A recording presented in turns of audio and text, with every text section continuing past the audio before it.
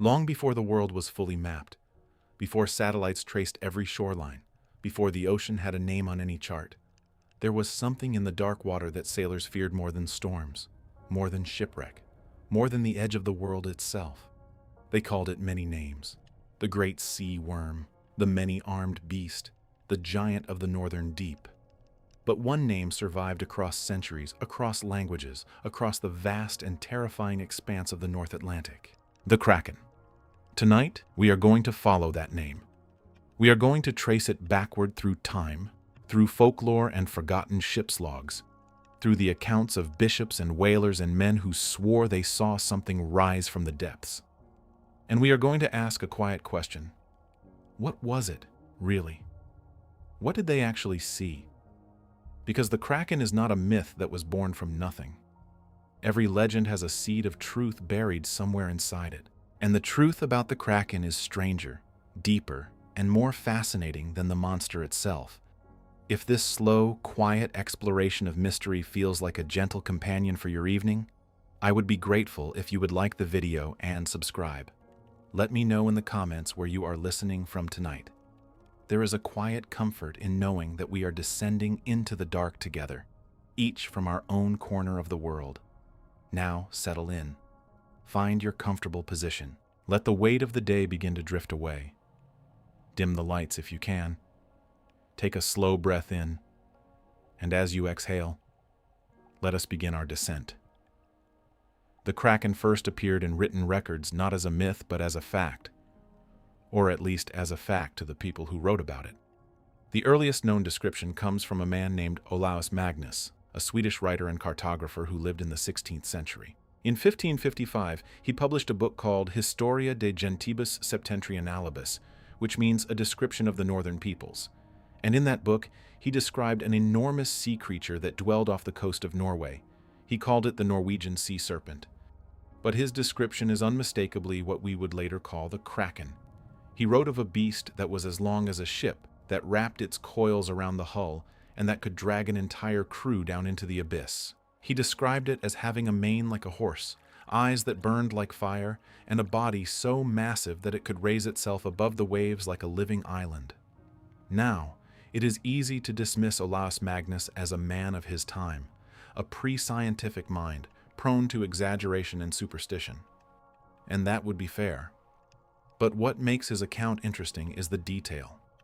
He did not just describe a generic monster. He described specific behaviors. The way the creature would circle a ship before striking, the way it would stir up the water into a kind of whirlpool, the way smaller fish would flee in terror before it appeared. These details matter, because they do not sound like a man repeating a fairy tale. They sound like a man compiling eyewitness reports. Reports from fishermen and sailors who had seen something real and who tried to describe it using the only language they had. In the centuries that followed, the Kraken grew in reputation. By the 1700s, it had become one of the most famous creatures in Nordic folklore. It was said to haunt the waters between Norway and Iceland and all the way up to Greenland. It was described as a creature of immense size, sometimes compared to a floating island. When it surfaced, it was said to create a massive whirlpool that could swallow entire ships. And here is where the story becomes interesting, because the Kraken was not described as a serpent, not as a dragon. It was described as something else. Something that, to the modern eye, looks very familiar. The earliest detailed account of the Kraken in English comes from a 1752 book by Erik Pontoppidan, a Danish bishop who served in Norway. His book was called The Natural History of Norway. And Pontoppidan was no superstitious storyteller.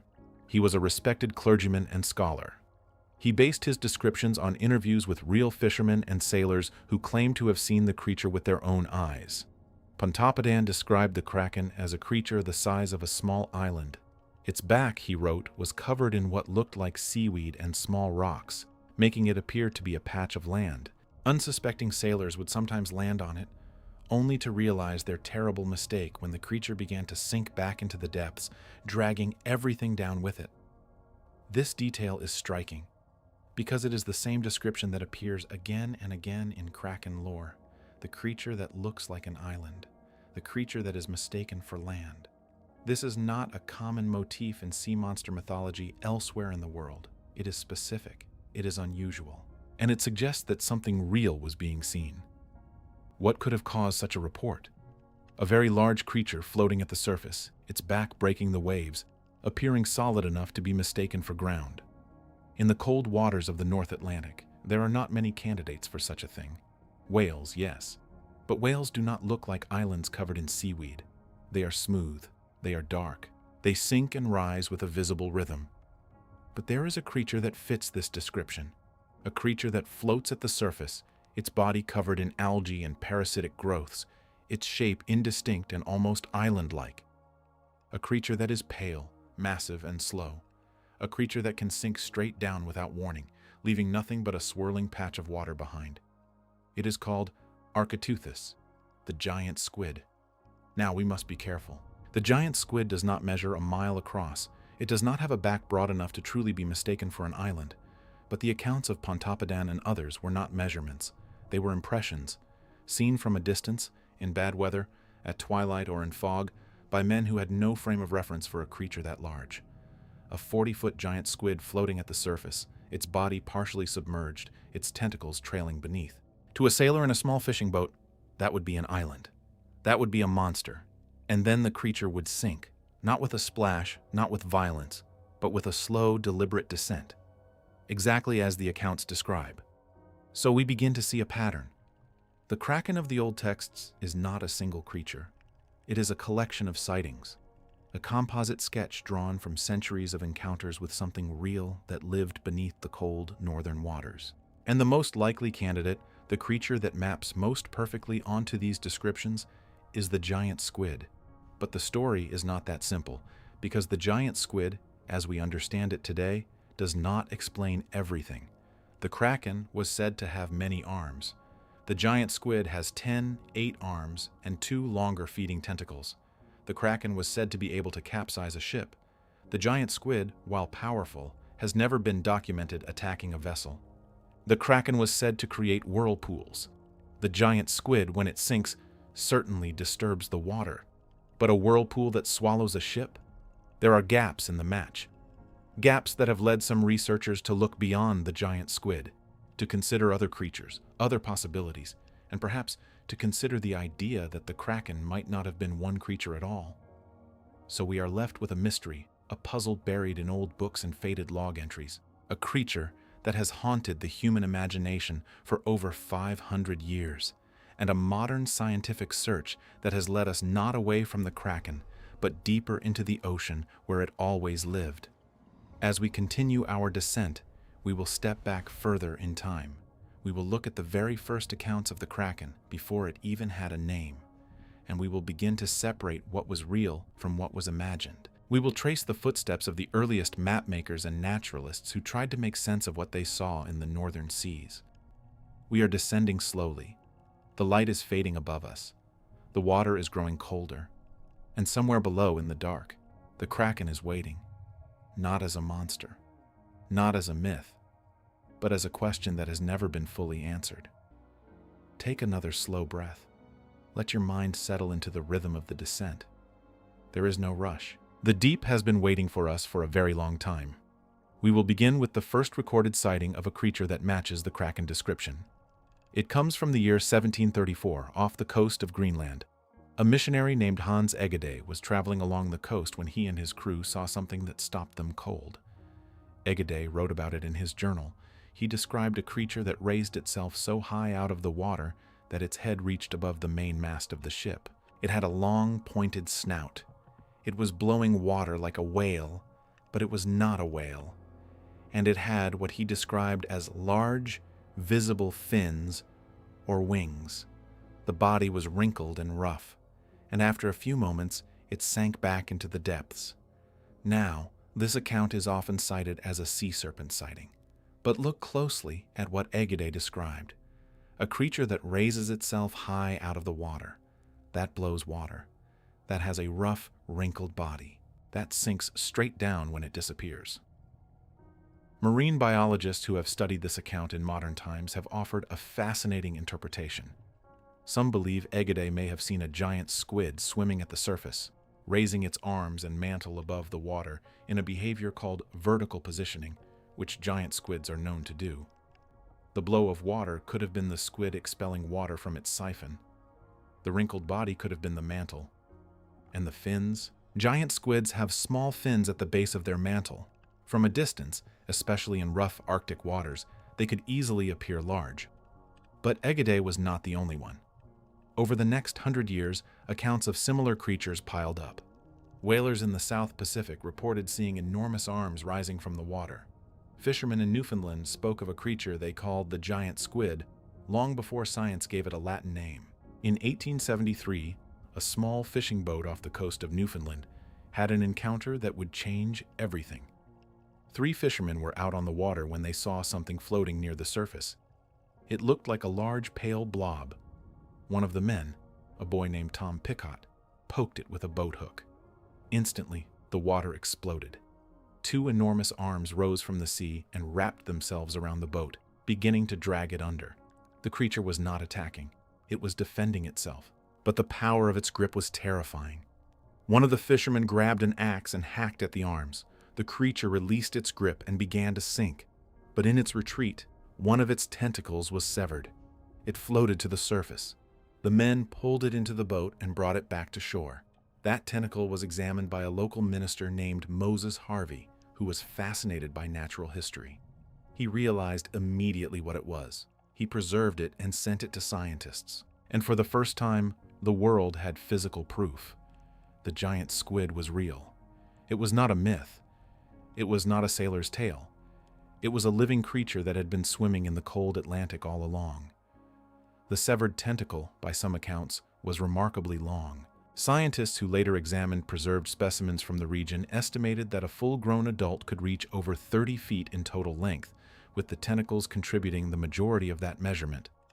This discovery sent shockwaves through the scientific community.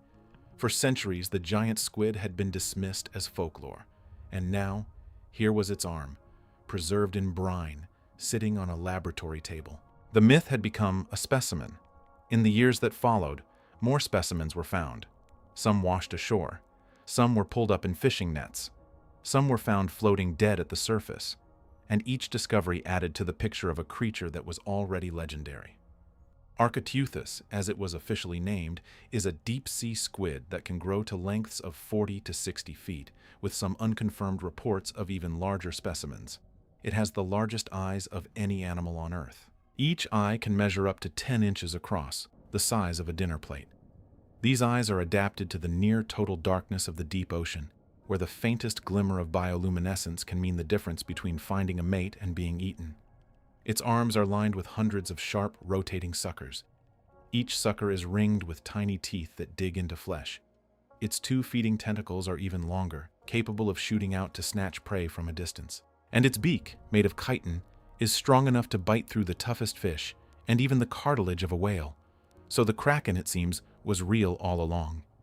It was not a sea serpent. It was not a dragon. It was a squid, a creature so strange, so alien in its anatomy, that the human mind could only process it as a monster. But this answer, satisfying as it is, raises another question. If the giant squid was seen so often by ancient sailors, why did it take science so long to acknowledge its existence? The answer lies in the depths where it lives. The giant squid inhabits the mesopelagic and bathypelagic zones of the ocean, the twilight zone and the midnight zone. It lives at depths of 300 to 1,000 meters, and sometimes deeper. It is a creature of the cold, dark, middle waters of the world. It rarely comes to the surface. And when it does, it is usually sick, dying, or disoriented. This is why ancient sailors saw it. They saw it when it was sick, when it floated to the surface, unable to return to its deep water home. They saw the Kraken at its weakest, its most vulnerable, and they still feared it. Imagine what it must have been like. A creature built for the crushing pressure of the deep, suddenly floating in the sunlit world. Its body is pale and gelatinous. Its arms hang limp in the water. Its eyes, the size of dinner plates, stare at nothing. And then, as you approach in your small wooden boat, it stirs. It raises an arm. It moves with a slow, terrible strength that you cannot comprehend. The fear was not irrational. It was the fear of encountering something that belonged to a world we were never meant to visit. And so we are left with a strange conclusion. The Kraken of mythology is not a single creature. It is a memory of countless encounters with one of the most elusive animals on Earth. A memory preserved not in scientific journals, but in folklore, in the language of fishermen and sailors who had no word for squid, but who had a word for terror. But our journey does not end here, because the giant squid, as we now know it, is not the only candidate. There is a deeper, colder, and far more mysterious creature that may also have contributed to the Kraken legend, a creature that makes the giant squid look almost ordinary. We are descending further now, past the twilight zone, past the midnight zone. The pressure is building around us. The temperature is dropping. And somewhere in the freezing darkness of the Southern Ocean, something even larger is waiting. Its scientific name is Mesonychoteuthis hamiltoni, and it is called the colossal squid. To understand the colossal squid, we must first understand how the giant squid was finally accepted by science. And that story takes us back to the 19th century, to a time when the line between mythology and biology was still blurry. In 1857, a Danish naturalist named Japetus Steenstrup was examining a strange beak that had been found on the coast of Denmark. It was enormous, much larger than any squid beak he had ever seen. He compared it with descriptions from old texts, with the accounts of sailors, and with the few fragments of giant squid that had been recovered over the years, and he came to a conclusion that was both scientific and startling. He named the creature Archaeoteuthis dux, the ruling giant squid, and he declared that it was a real, living species, not a myth, not a legend, a cephalopod of enormous size that lived in the deep waters of the North Atlantic. Steenstrup was not the first to suggest this, but he was the first to do so with the weight of scientific evidence behind him. And his work marked the moment when the Kraken began to transition from folklore into fact. But the acceptance was slow. Even after Steenstrup's classification, many scientists remained skeptical. They wanted to see a complete specimen. They wanted to hold the creature in their hands. And for decades, that proof did not come. What came instead were fragments. A tentacle here, a beak there, a massive eye found floating in the stomach of a sperm whale. The evidence was mounting, but the creature itself remained invisible, hiding in the deep. It was not until 1873, with the Newfoundland incident we described earlier, that the first reasonably complete specimen was examined. That tentacle, brought ashore by the fishermen, examined by Moses Harvey, changed everything. Harvey published his findings widely. He photographed the tentacle. He sent samples to museums around the world. And slowly, the scientific community began to accept what the fishermen had always known. The Kraken was real, but here is where the story becomes even more interesting. Because the giant squid that was finally proven to exist in the North Atlantic was not the only giant squid in the ocean. As more specimens were collected, scientists debated whether there were multiple species. Archaeoteuthis dux, the ruling giant squid, was the first to be named. Some researchers proposed other species from different oceans. Today, many scientists believe that Archaeoteuthis dux may be the only valid species, found across all the world's oceans. Each specimen, whether from the Atlantic, the Pacific, or the Southern Ocean, follows the same basic design. A deep-sea predator of enormous proportions adapted to the cold, dark waters of the continental slope. And still, the sightings continued. In 1874, less than a year after the Newfoundland discovery, a strange event was reported off the coast of Ceylon, modern-day Sri Lanka. A small schooner named the Pearl was sailing through calm waters when the crew saw a large creature floating at the surface. Thinking it might be a capsized boat, they approached. As they drew near, the creature stirred. It raised a massive arm from the water and wrapped it around the hull of the ship. The arm was described as being as thick as a ship's mast. The vessel began to list. The crew, in a panic, grabbed axes and knives and began to hack at the arm. The creature tightened its grip. The ship began to take on water. Then, as suddenly as it had attacked, the creature released its hold and sank into the depths. The Pearl, badly damaged but still afloat, limped back to port. The crew told their story, and it was recorded in the pages of the Ceylon Observer. This account, often called the Pearl Incident, is one of the most famous alleged attacks by a giant squid on a ship. It is cited by cryptozoologists as evidence that the Kraken was not just a passive drifter, but an active predator capable of threatening vessels. Skeptics point out that the story comes from a single source, that it cannot be verified, and that the details are suspiciously dramatic. But it remains a fascinating piece of the puzzle, because it shows that even after science had accepted the existence of the giant squid, the public imagination was still hungry for a monster. And perhaps that hunger was not entirely misplaced. Because in the decades that followed, as we began to explore the deeper parts of the ocean, we discovered something unexpected. The giant squid was not the only giant in the deep.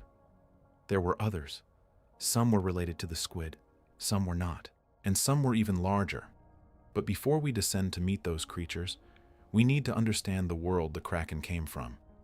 The deep ocean is not a uniform place. It is layered. Each layer has its own temperature, its own pressure, its own light conditions, and its own community of life. The zone where the giant squid lives is called the mesopelagic zone, the twilight zone. It begins at about 200 meters below the surface, where the last traces of sunlight fade away. It extends down to about 1,000 meters, where the darkness becomes absolute. In this zone, the light is dim and blue. The pressure is immense. The temperature hovers just above freezing, and the creatures that live here have adapted in ways that seem almost alien to us. The giant squid is one of these creatures.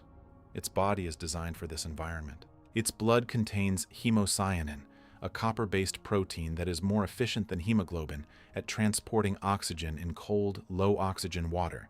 Its eyes are enormous, capturing every possible photon of bioluminescent light. Its skin is covered in chromatophores, cells that allow it to change color and pattern, to communicate, to camouflage, and perhaps to hypnotize prey. And its brain. The giant squid has a complex nervous system. Cephalopods are widely considered the most intelligent invertebrates on Earth. Octopuses have been known to solve puzzles, open jars, and navigate mazes. Squid are faster, more streamlined, but they share the same basic neural architecture. The giant squid is not just a simple predator. It is a thinking creature, a creature that can learn, remember, and adapt. This is important, because the Kraken of mythology was never described as a dumb beast. It was described as cunning, as patient, as something that knew how to wait, how to ambush, how to drag a ship down not with brute force alone, but with strategy. The old accounts say the Kraken would circle a ship before attacking. It would stir the water into a whirlpool.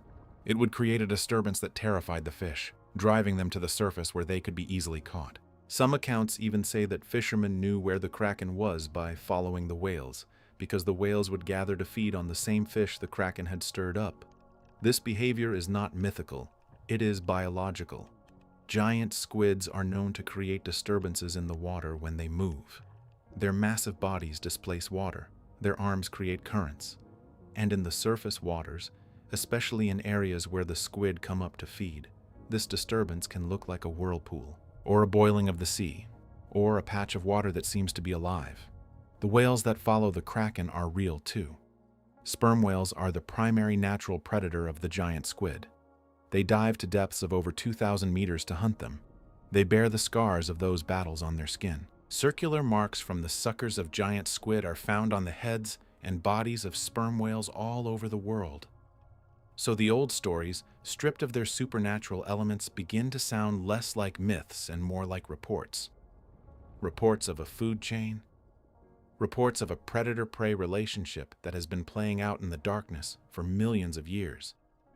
The sailors who saw the Kraken were not seeing a monster. They were seeing a fragment of a much larger story. A story that includes sperm whales diving into the abyss, giant squids fighting for their lives, and the surface of the ocean becoming a stage for a battle that usually takes place in total darkness. As we continue our descent, we will turn our attention to the other giants of the deep, the creatures that share the Kraken's world. And we will ask the question that has puzzled scientists for over a century. Why do creatures in the deep ocean grow so large? The phenomenon is called abyssal gigantism, and it is one of the strangest patterns in marine biology. In the cold, dark, high-pressure waters of the deep sea, many species grow to sizes that dwarf their shallow water relatives. Amphipods, which are small shrimp-like crustaceans in shallow water, grow to the size of a human hand in the deep. Isopods, the deep-sea relatives of pillbugs, can reach over 50 centimeters in length. Sea spiders grow to the size of dinner plates. And jellyfish, the giant phantom jellyfish Stygiomedusa gigantea, can have a bell over a meter wide and tentacles stretching over 10 meters long. Why does this happen?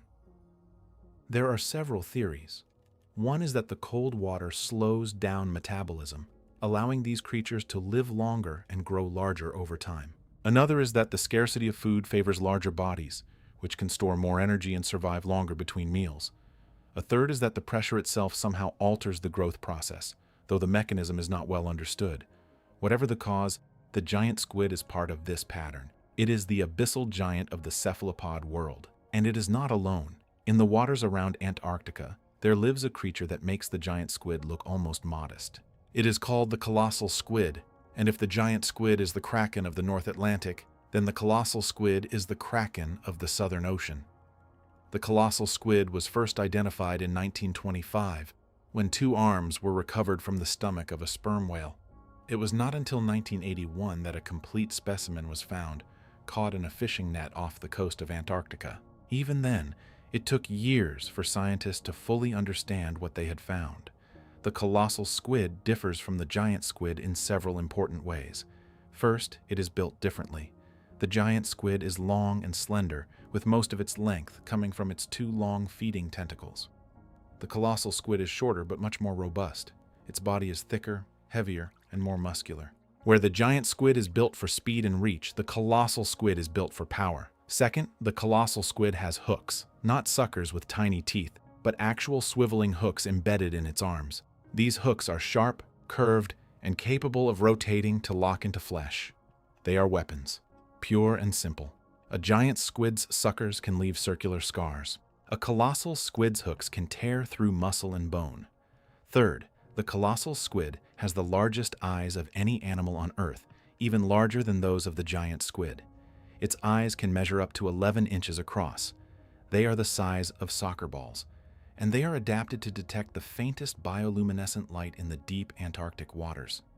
Scientists believe the colossal squid can grow up to 14 meters in length, possibly more. But because so few specimens have been found, the true maximum size remains unknown. It lives in the freezing waters of the Southern Ocean, at depths of 300 to 2,000 meters. It is a predator of the deep Antarctic, feeding on large fish and other squid, and it is almost certainly the largest invertebrate on Earth. Imagine this creature, a body as thick as a barrel, arms lined with spinning hooks, eyes the size of your head, a beak that can sever a fishing line as thick as your finger, and a temperament that, based on the few encounters we have had, is anything but passive. When fishermen have brought colossal squid aboard their trawlers, the creatures have remained active and aggressive, even out of the water. They have snapped at crew members. They have sprayed ink. They have continued to move and fight long after being caught. One specimen, caught in 2007 by a New Zealand fishing vessel, was still alive when it was brought alongside the ship. It took 2 crew members with a gaff to subdue it, and even then, it continued to struggle. This is not the passive, dying giant of the North Atlantic sightings. This is an active, aggressive predator, a creature that might, if encountered by a small boat in Antarctic waters, very easily be mistaken for a monster. So the Kraken of the ancient texts may have had 2 faces. One face is the giant squid of the North Atlantic, a creature that appears at the surface only when sick or dying, but that leaves an unforgettable impression when seen.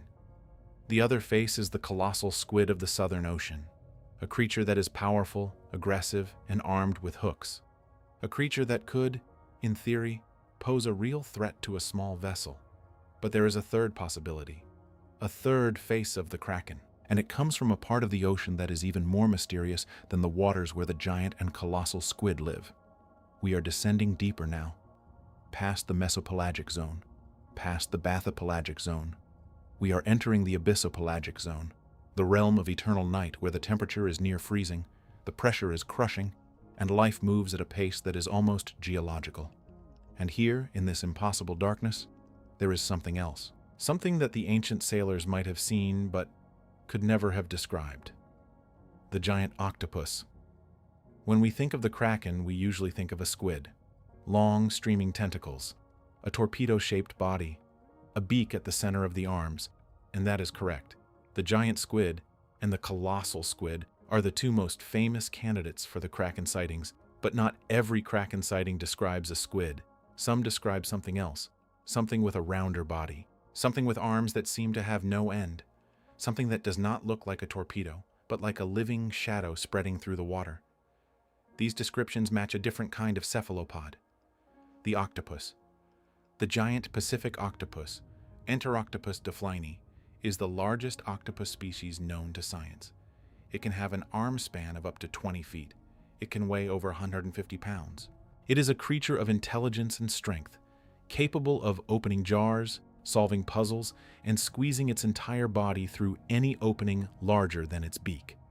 But the giant Pacific octopus is not the only large octopus in the ocean. There are reports of even larger specimens. Reports exist of massive octopus carcasses washing ashore over the years. One famous case from the late 1890s involved a large, unidentified carcass on the coast of Florida. Some observers argued it was a whale carcass that had been misidentified. Others insisted it was an octopus of unprecedented size. The remains were lost to the tides before a proper scientific examination could be conducted. The specimen, unfortunately, was not preserved. It was lost to the tides before a proper examination could be conducted. And so it remains a mystery, a footnote in the history of cryptozoology, a hint that there may be octopuses in the deep ocean that are far larger than any we have captured. Is this biologically possible? In theory, yes. Octopuses, like squid, do not have a fixed size limit. They grow throughout their lives. The concept is called indeterminate growth. An octopus that lives long enough, in an environment with enough food and few predators, could theoretically grow to enormous proportions. The deep ocean provides exactly those conditions. Cold water slows metabolism and extends lifespan. The scarcity of predators at extreme depths removes the pressure to stay small. And the constant fall of marine snow, along with the occasional whale fall, provides a steady, if sparse, source of food. So the idea of a truly giant octopus living in the abyss is not impossible. It is unproven, but it is not impossible. And then there is a creature that blurs the line between squid and octopus. A creature so strange that it was only captured on film for the first time in the early 2000s. It is called the big fin squid, Magna pinna. Imagine a squid, but instead of having 10 relatively short arms and tentacles, imagine it having arms that are incredibly long, 20 feet, 30 feet, perhaps even longer. Imagine those arms hanging down from the body at right angles, like fishing lines, trailing through the water in loops and coils. Imagine the ends of those arms being limp and pale, like wet noodles. This is the big fin squid. It lives at depths of 1,000 to 4,000 meters, far below the reach of sunlight. It was first filmed by a remotely operated vehicle in the early 2000s, exploring the deep waters of the Gulf of Mexico. The footage shows a creature that looks like something from another world.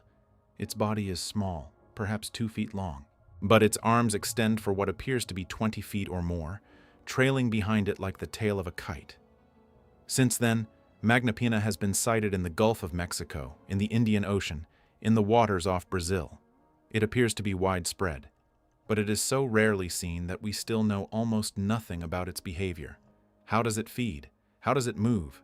How large can it actually grow? Some researchers speculate that the arms of Magna pinna could reach lengths of up to 30 or even 40 feet.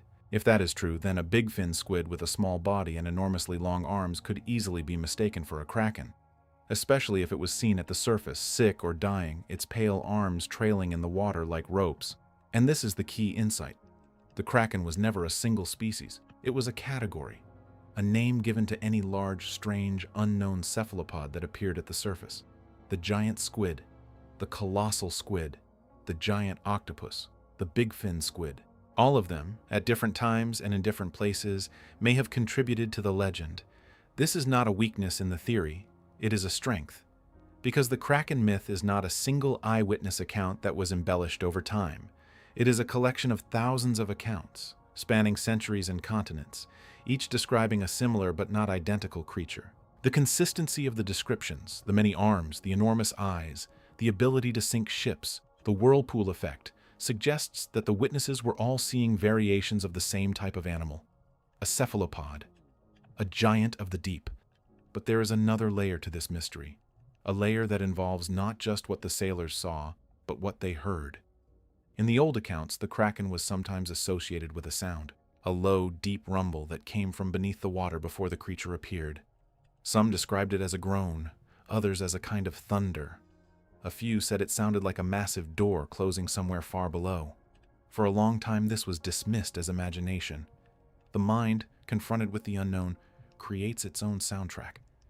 But in recent decades, scientists have discovered something remarkable about the ocean. It is not silent, it is filled with sound. And some of those sounds are so loud, so strange, and so unexplained that they could easily have been attributed to a monster. In 1997, the National Oceanic and Atmospheric Administration, NOAA, recorded a sound in the Pacific Ocean that became known as the bloop. It was an ultra-low frequency sound of immense amplitude. It was picked up by hydrophones thousands of miles apart, and it was loud enough to be heard across an entire ocean basin. For years, the bloop was a mystery. It did not match any known geological event. It did not match any known animal. It was too loud to be a whale, too structured to be an earthquake. And its origin was traced to a remote part of the South Pacific, near an area where few ships ever travel. Naturally, the bloop became associated with the Kraken. If there was a giant creature living in the deep, this was the sound it would make. A call so powerful that it could travel through the water for thousands of miles, a voice from the abyss. In 2005, scientists at NOAA suggested that the bloop was consistent with the sound of an ice shelf cracking and breaking in Antarctica. It was likely cryoseismic activity, the sound of the Earth itself groaning under the weight of glacial ice. While not every researcher agrees, this is currently the leading explanation. But the solution did not satisfy everyone, because the bloop was not the only unexplained sound.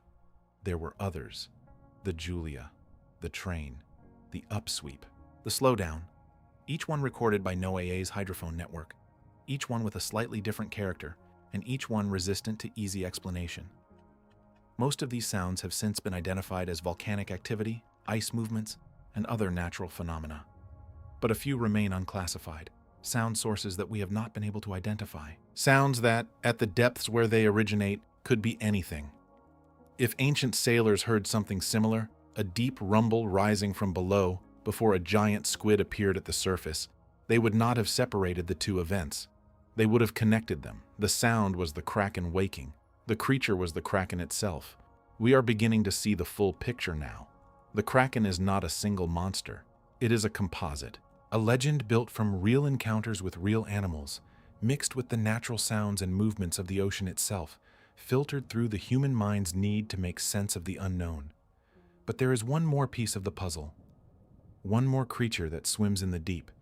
A creature that is not a squid, not an octopus, not a whale, but something else entirely. Something that may have started the entire Kraken legend in the first place. To find it, we have to go back, not centuries, but millions of years, to a time when the oceans were filled with giants that make the modern squid look small. We are descending into the past now. The water around us is getting colder, the light is gone, and we are entering a world that no human has ever seen. A world of ancient bones and fossilized teeth. A world where the Kraken was not a myth, but a daily reality. Going deeper still, we will explore the fossil evidence. We will look at the remains of enormous ancient squids and their predators. And we will consider a theory that has divided paleontologists. A theory that suggests the Kraken may have left its mark on the fossil record in a way that no one expected. Take a slow breath. Let your mind drift deeper. We are going back in time now. Back to a world before humans. Back to a world where the Kraken was king. The fossil record of cephalopods is rich and ancient. Squid-like creatures have existed for hundreds of millions of years, but they do not fossilize well. Their bodies are soft. They lack the hard shells that make clams and ammonites so abundant in the fossil record. What we do find are beaks, and gladi, the internal shell-like structures that squids have in place of bones, and sometimes the imprints of their bodies in fine sediment. These fragments tell us that giant squid-like creatures have existed for a very long time. In the Cretaceous period, over 70 million years ago, the oceans were home to giant marine reptiles called mosasaurs. Some species, like Mosasaurus hoffmanni, grew to lengths of over 50 feet, and it was the apex predator of its time. But even the mosasaurs had their own predators. Recently, paleontologists have discovered evidence of something even larger, something that may have been a giant squid of the Mesozoic era, a creature that could have grown to lengths of 30 or 40 feet, a creature that hunted the ancient seas alongside the dinosaurs. The evidence is fragmentary, a few beaks, a few gladi. But it is enough to suggest that the giant squid lineage goes back much further than we once thought. And this raises a fascinating possibility. What if the Kraken is not just a modern myth based on modern animals? What if it is a distant memory, a story passed down through thousands of generations, from the earliest humans who lived near the sea, who found the remains of ancient giant squids washed up on the shore, and who built stories around them? It is a romantic idea, but it is also a plausible one. Ancient people found the bones of mammoths and dinosaurs and built myths around them. The griffin was inspired by the fossils of protoceratops. The cyclops was inspired by the fossils of dwarf elephants. Why could the Kraken not have been inspired by the fossils of ancient giant squids? The shores of the North Atlantic and the Mediterranean are rich in marine fossils. Ancient Greeks and Romans found the remains of enormous sea creatures in the rocks along the coast. They had no concept of extinction. To them, a massive bone or a giant beak could only mean one thing. A monster still lived somewhere in the deep. And so, the Kraken was born, not from a single sighting, but from 1,000 sightings, 1,000 bones, 1,000 unexplained sounds, a legend built not on lies, but on fragments of truth, fragments that we are only now beginning to reassemble. Let us now take each trait of the Kraken, one by one, and compare it to what we know about real deep-sea animals. This is the work of separating the signal from the noise, the real observations from the embellishments. First trait. The Kraken was said to be the size of an island. Its back broke the surface like a patch of land, covered in seaweed and small rocks. This is one of the most persistent descriptions in the old texts, and at first glance it seems impossible. No living animal could be that large. But we must remember that these descriptions were made from a distance, often in poor visibility, by men who had no reference point for size in the open ocean. A giant squid floating at the surface presents a very strange silhouette. Its mantle, the main body, is a large muscular tube. On a 40-foot squid, the mantle can be 6 to 8 feet long. Floating horizontally at the surface, partially submerged, with its arms trailing beneath, it could easily appear as a dark, irregular shape in the water. Algae and barnacles often grow on the skin of slow-moving or sick giant squids, adding to the island-like appearance. But there is another possibility. A creature called the lion's mane jellyfish, Cyanea capillata, is the largest jellyfish in the world. Its bell can reach 8 feet in diameter. Its tentacles can stretch over 100 feet. And when it floats at the surface, its bell looks exactly like a pale, gelatinous island covered in trailing ribbons that could be mistaken for seaweed. Is it possible that some Kraken sightings were actually sightings of enormous jellyfish? It is worth considering. The lion's mane jellyfish is found in the cold waters of the North Atlantic, the same region where the Kraken was most often reported. Its long tentacles could explain the many arms descriptions. And when it sinks, it does so slowly, creating a disturbance in the water that could be interpreted as a whirlpool. But the lion's mane jellyfish does not have a beak. It does not have eyes. It does not have the muscular strength to drag a ship under. So if the Kraken was a jellyfish, it would explain only part of the legend.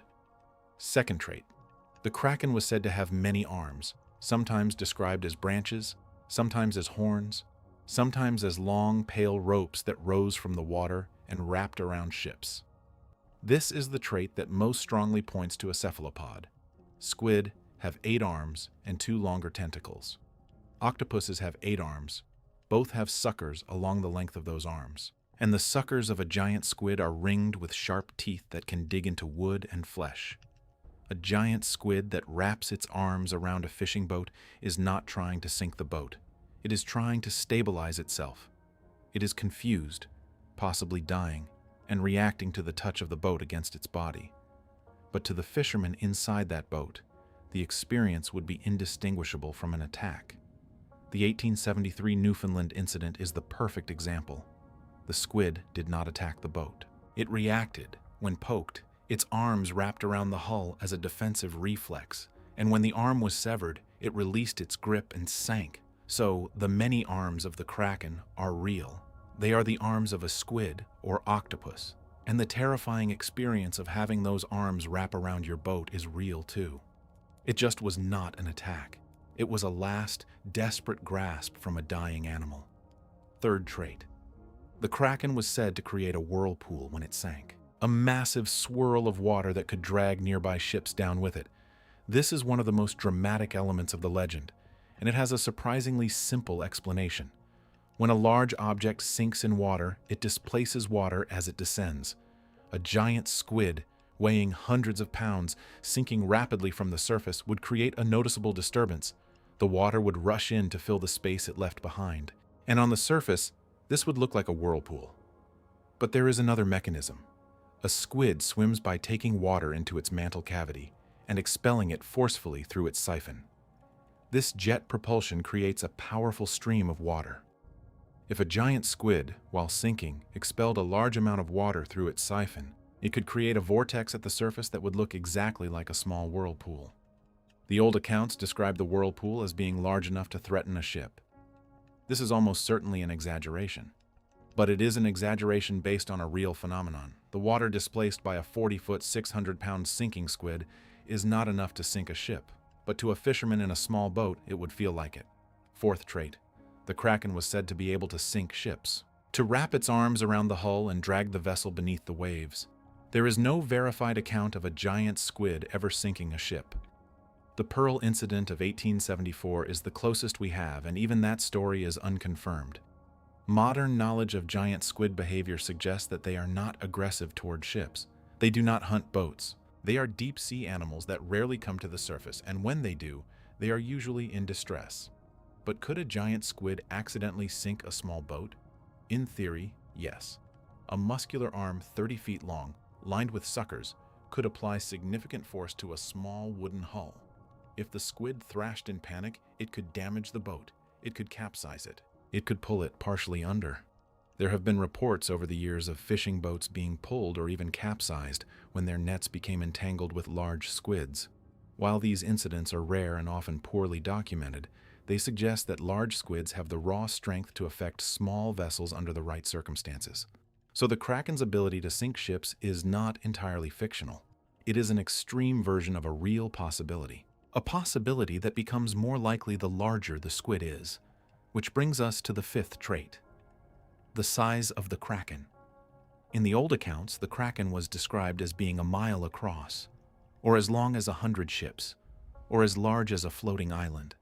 These numbers are absurd by any biological standard. No invertebrate could grow to that size. The physics of oxygen diffusion and structural support simply do not allow it. But here is the crucial point. The ancient accounts did not measure the Kraken in feet or meters.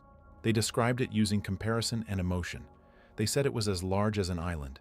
They said it was as long as a ship. They were not providing measurements. They were conveying the feeling of encountering something that was beyond their scale. When you are in a 30-foot fishing boat in the open ocean, and you see a creature that is 40 feet long, that creature is not 40 feet to you. It is enormous. It is monstrous. It is beyond comparison. The exaggeration was not a lie.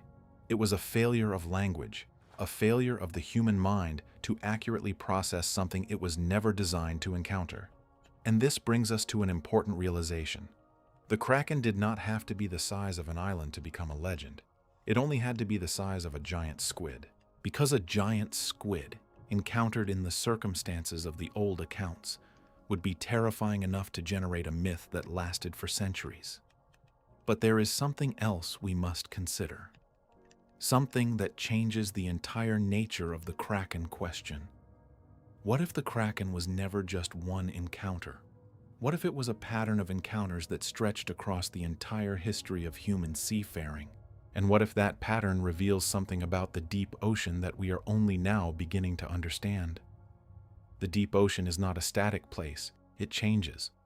Currents shift, temperatures fluctuate, prey populations move, and the creatures that live in the deep sometimes follow those changes to the surface. There are periods in history when giant squid sightings spiked. The 1870s, for example, saw a wave of strandings and sightings across the North Atlantic. Dozens of specimens were found. The Newfoundland incident happened in 1873. Other strandings occurred in Scotland, Ireland, Norway, and New England. Why then? What caused so many giant squids to appear at the surface in that decade? The answer may lie in the ocean itself. The North Atlantic undergoes natural climate cycles. Changes in water temperature and current patterns can affect the distribution of deep-sea life. In the 1870s, the North Atlantic was experiencing a period of cooling. Cold water from the Arctic was pushing southward, and with that cold water came the deep-sea creatures that normally stayed far from shore. The giant squid was not invading the surface. It was being pushed there, forced upward by changes in its environment that we are only now beginning to understand.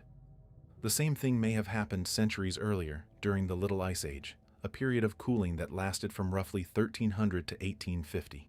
During that time, the North Atlantic was significantly colder than it is today. The waters off Norway and Iceland were rich with cold water species, and the giant squid, which thrives in cold water, would have been more abundant and more likely to be seen. This is a crucial insight. The Kraken legend was not born in a stable ocean. It was born during a time of climate change, a time when the deep sea was, in a sense, rising to meet the surface.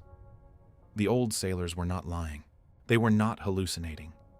They were witnessing a real biological phenomenon, a mass movement of deep-sea life toward the surface, driven by changes in the ocean that they could not have understood. And we, today, are witnessing something similar. As our oceans warm, as currents shift, as the delicate balance of the deep sea is disturbed, we are seeing more giant squid, more encounters, more strandings. The Kraken is not a relic of the past. It is a messenger of the present, a sign that the deep ocean is changing. Now we turn to a different kind of evidence. Not the old texts, but the new science. We will examine the first photographs of the giant squid in its natural habitat. We will follow the expeditions that finally, after centuries of searching, captured the Kraken on film. The descent continues. The water is growing darker still. But ahead of us, there is a faint light, a bioluminescent glow. The Kraken, it turns out, has been waiting for us all along, not as a monster, but as a scientific frontier.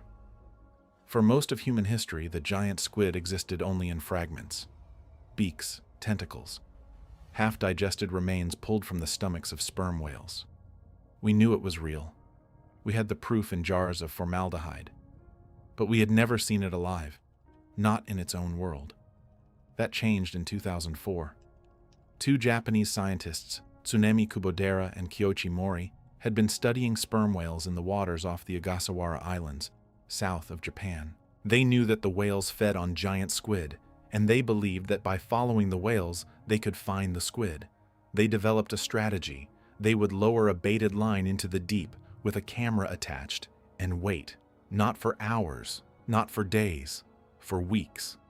They anchored their camera system at a depth of 900 meters in an area where sperm whales were known to hunt, and they waited. On September 30th, 2004, after months of patient effort, their camera captured something no human had ever seen before. A giant squid, alive, swimming in its natural habitat. The footage was grainy. It was dark. The squid appeared as a pale, ghostly shape emerging from the blackness. It approached the bait. It began to feed, its arms wrapped around the line. And then, as the camera recorded, it swam away, disappearing into the depths from which it had come. The world was stunned. The Kraken, the creature of myth, the monster of 1,000 sailor tales, had been photographed. Not at the surface, dying, but in the deep, alive, and active. Kubodera and Mori published their findings in the journal Proceedings of the Royal Society. The paper was titled simply, First Ever Observations of a Live Giant Squid in the Wild. It was a landmark moment in the history of marine biology. But the footage raised as many questions as it answered. The squid they filmed was estimated to be about 8 meters long, roughly 26 feet. That is large. But it is not the 60-foot monster of the old accounts. Where were the giants? Were they still out there, deeper, older, larger? Or had we been overestimating the size of the Kraken all along? The second question was about behavior. The squid they filmed did not attack the bait aggressively. It approached slowly. It wrapped its arms around the bait with a gentle, almost delicate motion. It did not look like a monster. It looked like a careful, curious animal. This changed our understanding of the giant squid. It was not the aggressive hunter of mythology. It was a deep-sea opportunist, a creature that conserved its energy, moved slowly, and fed with precision. In the years that followed, more footage was captured. In 2006, Kubadera and his team managed to capture a live giant squid and bring it to the surface. It was a young specimen, only about 7 meters long. It was brought to a research vessel for study. But the squid did not survive the journey. The pressure change, the temperature difference, the stress of capture, all were too much. It died within hours. This was a sobering reminder. The giant squid is a creature of the deep. It cannot survive in our world. And that is why, for all these centuries, we only ever saw it dying. The footage from 2004 and the years after has allowed scientists to study the giant squid in ways that were previously impossible. We have learned about its swimming style. It does not jet through the water like smaller squid. It drifts. It uses its fins for gentle propulsion. It holds its arms in a distinctive posture, trailing behind it like a long, flowing cloak. We have learned about its feeding behavior. It does not chase prey. It ambushes. It uses its long tentacles to snatch prey from a distance, then brings it to its beak. This is exactly the strategy you would expect from an animal that lives in a world of scarce food and limited energy. And we have learned about its habitat. The giant squid is not limited to the North Atlantic. It is found in all the world's oceans, from the tropics to the poles. It lives at depths of 300 to 1,000 meters, and sometimes deeper. It is a truly global species, but perhaps the most important thing we have learned is that the giant squid is not alone. It shares its deep water world with other giants. The colossal squid in the Antarctic, the bigfin squid in the abyss, the giant octopus in the Pacific, and others that we have not yet named. The deep ocean, it turns out, is full of krakens. In 2012, a team of Japanese scientists aboard a research vessel off the coast of the Ogasawara Islands achieved what many had thought impossible. They successfully filmed a giant squid in its natural habitat at a depth of over 600 meters. The footage, though brief and grainy, was revolutionary. The squid was pale and ghostly. Its arms trailed behind it like ribbons. It moved with a slow, deliberate grace that seemed almost hypnotic. The crew watched in silence. They knew they were witnessing something rare, something sacred, a creature that had been a legend for centuries, swimming calmly in the darkness, utterly indifferent to the human presence observing it. That footage became a symbol of something larger. The Kraken was no longer a myth. It was a living animal, and its world, the deep ocean, was no longer a blank space on the map. It was a frontier. But even as we film the giant squid, we are reminded of how much we do not know. How many creatures still hide in the depths? How many Krakens may still be waiting? In recent years, scientists have continued to search for the colossal squid in the waters off Antarctica. While no footage of a living adult has yet been captured, the evidence from sperm whale stomachs and from the few specimens caught in fishing nets confirms that Messanichthys, the largest invertebrate on Earth, is still out there, still hunting in the freezing waters of the Southern Ocean. The Kraken, it seems, has not gone anywhere. It has been here all along, swimming in the darkness beneath our ships, beneath our satellites, beneath our certainty, waiting, not for us, but simply existing. A quiet giant in a world we have only just begun to visit. And now we must ask a deeper question, not just what the Kraken is, but why it matters. Why this legend has persisted for so long. Why it refuses to die. The answer may not be in the ocean. It may be in us. The human mind is drawn to the unknown. It craves mystery. It needs there to be something in the dark that we have not explained, have not measured, have not cataloged and filed away. The Kraken is not just a creature. It is a symbol of the limit of our knowledge, a reminder that the world is still vast and strange and full of things we do not understand. When we look at the giant squid and say, "This is the Kraken," we are doing something more than identifying a species. We are closing a loop. We are taking a legend that has haunted humanity for centuries and giving it a name, a classification, a place in the order of things. But even as we do that, the Kraken changes. It slips away. Because the moment we fully explain one mystery, another one opens up. The giant squid is the Kraken. But so is the colossal squid, and the big fin squid, and the giant octopus, and the things we have not found yet. The Kraken is not a species. It is a category, a box we keep open for the things we have not yet discovered, a name we give to the unknown. And as long as there are unexplored depths on this planet, the Kraken will never truly be gone. From this point, we shift our focus from the animal to the myth. We will examine how the Kraken evolved in the human imagination, how it changed from a specific creature in Nordic folklore into a global icon, and how the story of the Kraken tells us something about the way we relate to the ocean itself. We are descending still. The pressure is increasing. The temperature is dropping. But there is a strange comfort in this descent, a feeling of leaving the noisy, bright, certain world behind, and entering a realm where questions are more important than answers. The Kraken is waiting, not as a monster, but as a teacher. The name Kraken is Norwegian. It comes from the Old Norse word kraki, which means something twisted or crooked.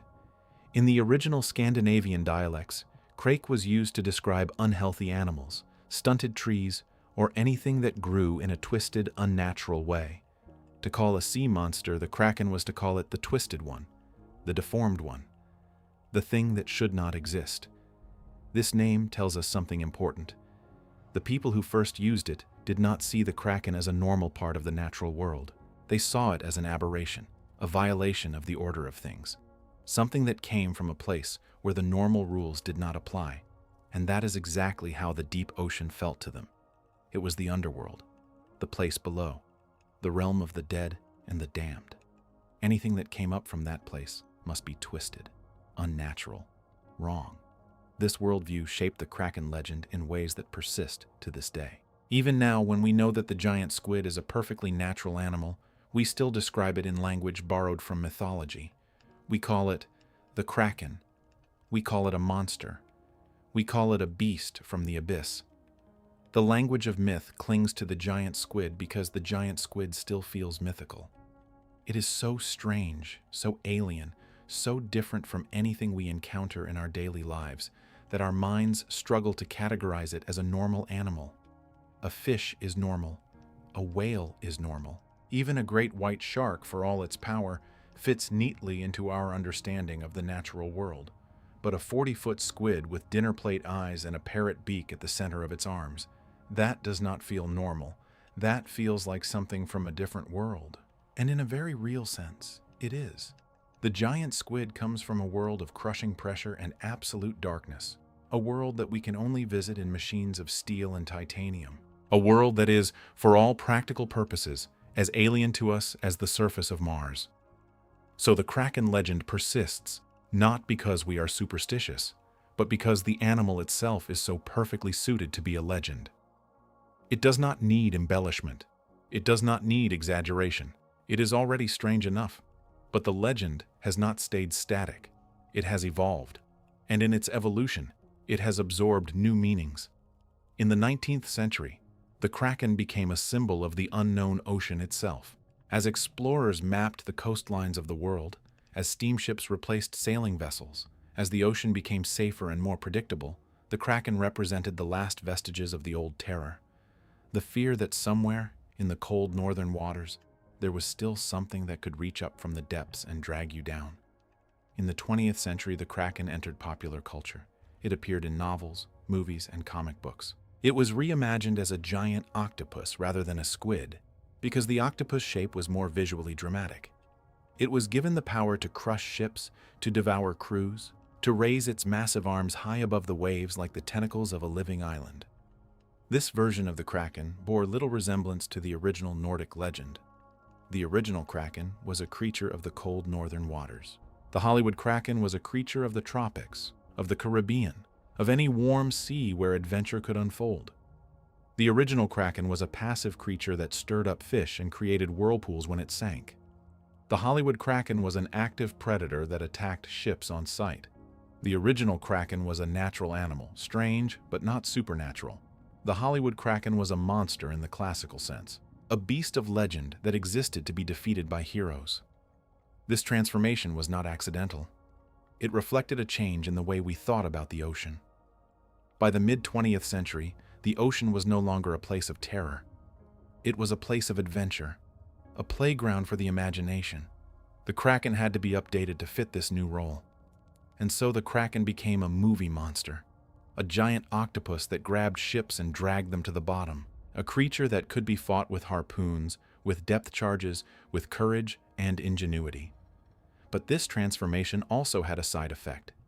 It made the Kraken less real. By turning it into a fantasy creature, we lost the connection to the actual animal that had inspired the legend. The giant squid became, once again, a myth. It took the scientists of the 21st century to bring the Kraken back to reality. The footage from 2004, the photographs, the ROV encounters, all of these reminded us that the Kraken was not just a story.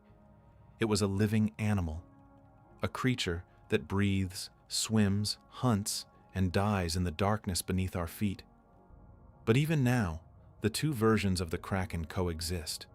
There is the scientific Kraken, Archaeoteuthis dux, a deep-sea cephalopod of impressive but finite size.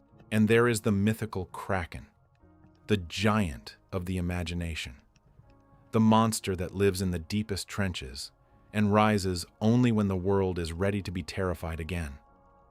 Both are real. One is real in the physical sense, the other is real in the cultural sense, and both have something to teach us.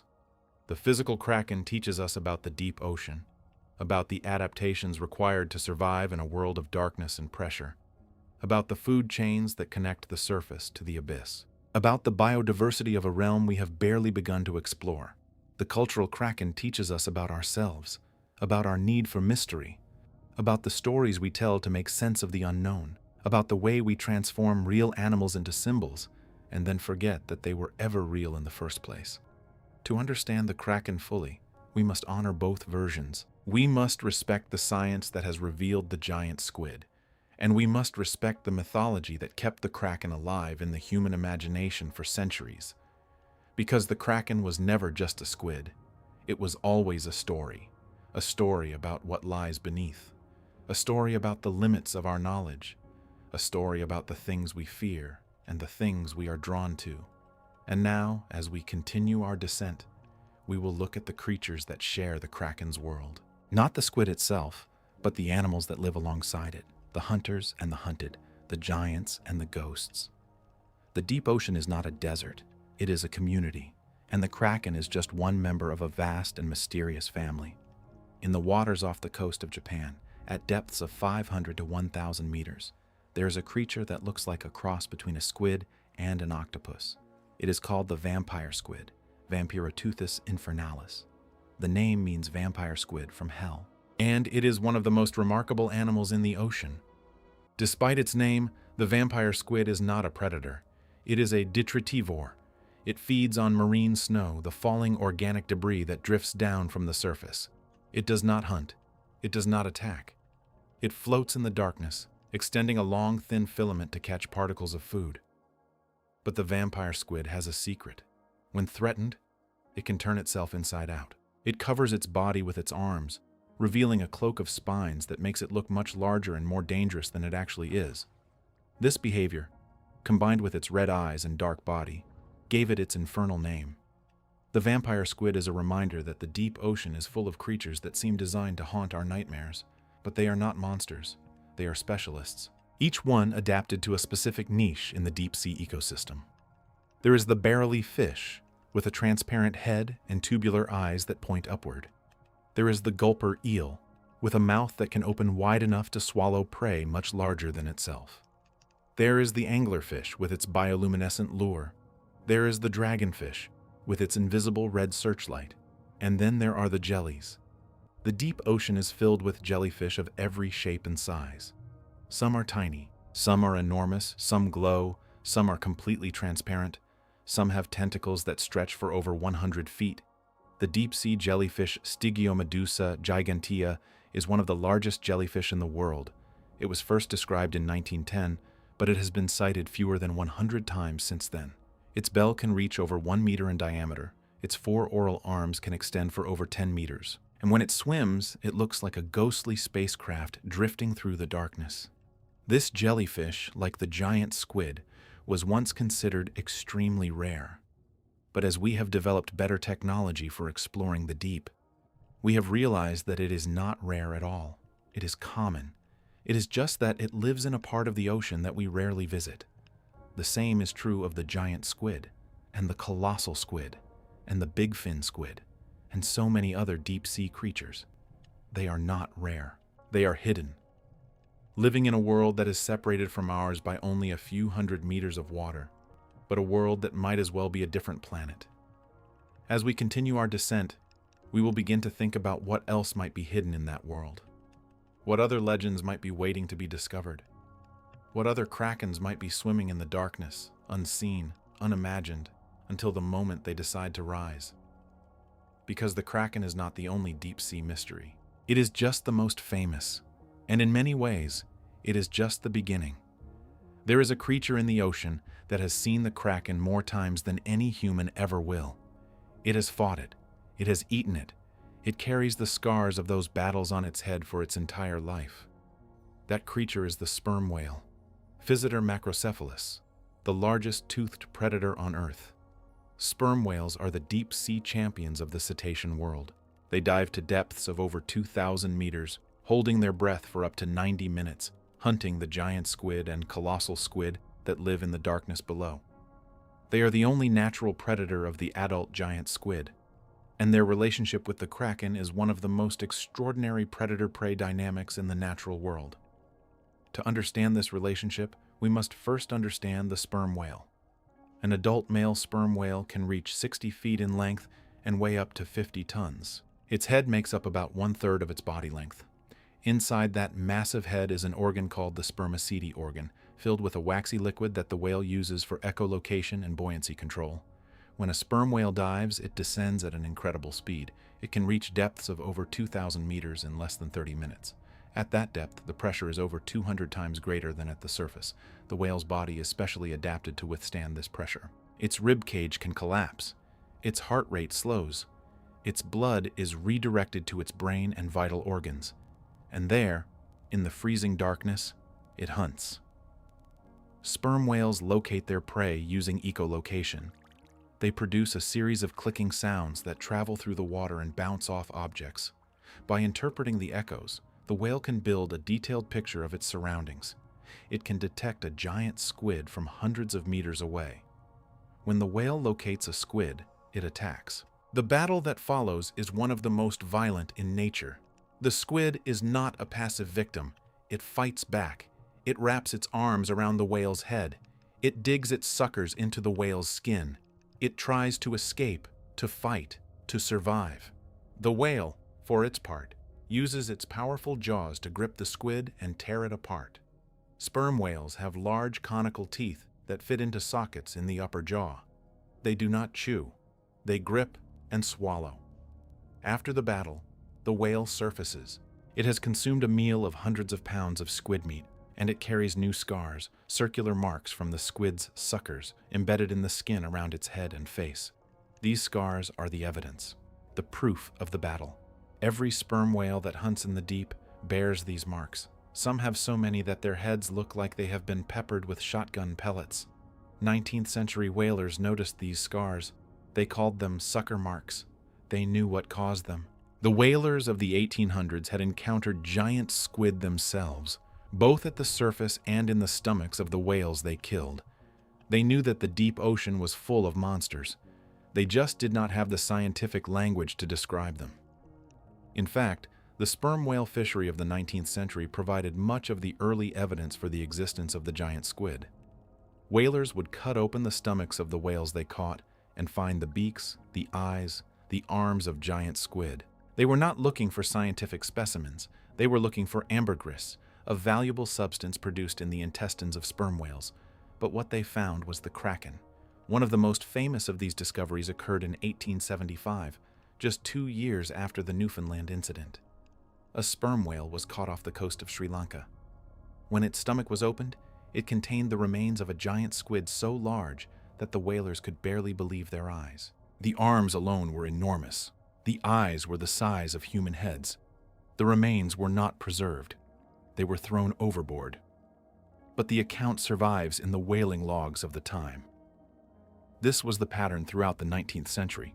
Whalers found the Kraken again and again, not as a living monster, but as a meal inside the stomach of a whale. The Kraken was not just a creature of myth, it was breakfast.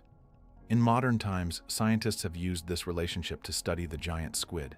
By examining the stomach contents of sperm whales, they can estimate the size and distribution of squid populations. They can analyze the beaks to identify species. They can track changes in the squid's range and abundance over time. What they have found is remarkable. The giant squid is not a rare animal. It is incredibly common. It is found in the stomachs of sperm whales from every ocean. The whales are eating them by the millions every year. The reason we rarely see them is not because they are rare. It is because they live in a part of the ocean we almost never visit. The relationship between sperm whales and giant squid is ancient. It goes back millions of years. The fossils of ancient sperm whales show the same sucker scars on their heads, the same evidence of battles fought in the prehistoric deep.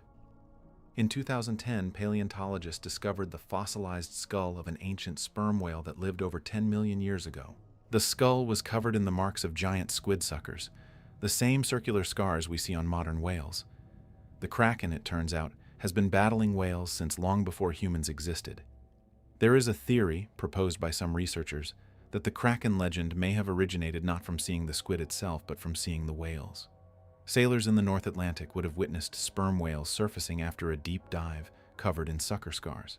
They would have seen the whales thrashing at the surface, fighting something beneath the waves, and they would have imagined the creature that the whale was fighting. This is a compelling idea. The Kraken is not the squid. The Kraken is the unseen opponent, the hidden predator, the creature that is powerful enough to scar a whale. When you see a whale surface with fresh wounds made by something you cannot see, your imagination fills in the gaps, and it fills them with a monster. So the sperm whale is both the hunter and the witness. It is the creature that knows the Kraken best, and it carries the Kraken's signature on its skin for its entire life. There is another aspect of this relationship that is deeply moving. Sperm whales are social animals. They live in family groups called pods. They communicate with each other using complex patterns of clicks. They teach their young how to hunt, and part of that teaching involves descending into the deep to face the giant squid. A young sperm whale, just a few years old, must learn to hold its breath for increasingly long periods. It must learn to navigate the darkness using echolocation, and it must learn to fight a creature that is as large as it is, armed with hooks and beaks and arms that can wrap around its head and hold it underwater. The first hunt is a rite of passage, a moment when the young whale proves itself capable of surviving in the deep. The scars it receives on that first hunt will stay with it forever. A Kraken tattoo, a badge of adulthood. This is the world of the sperm whale, a world of darkness, pressure, and violence.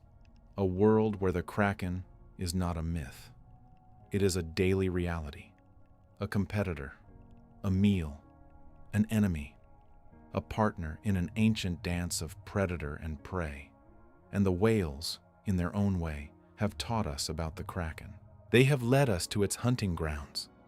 They have shown us where to look. They have confirmed what the old sailors always believed, that something enormous lives in the deep.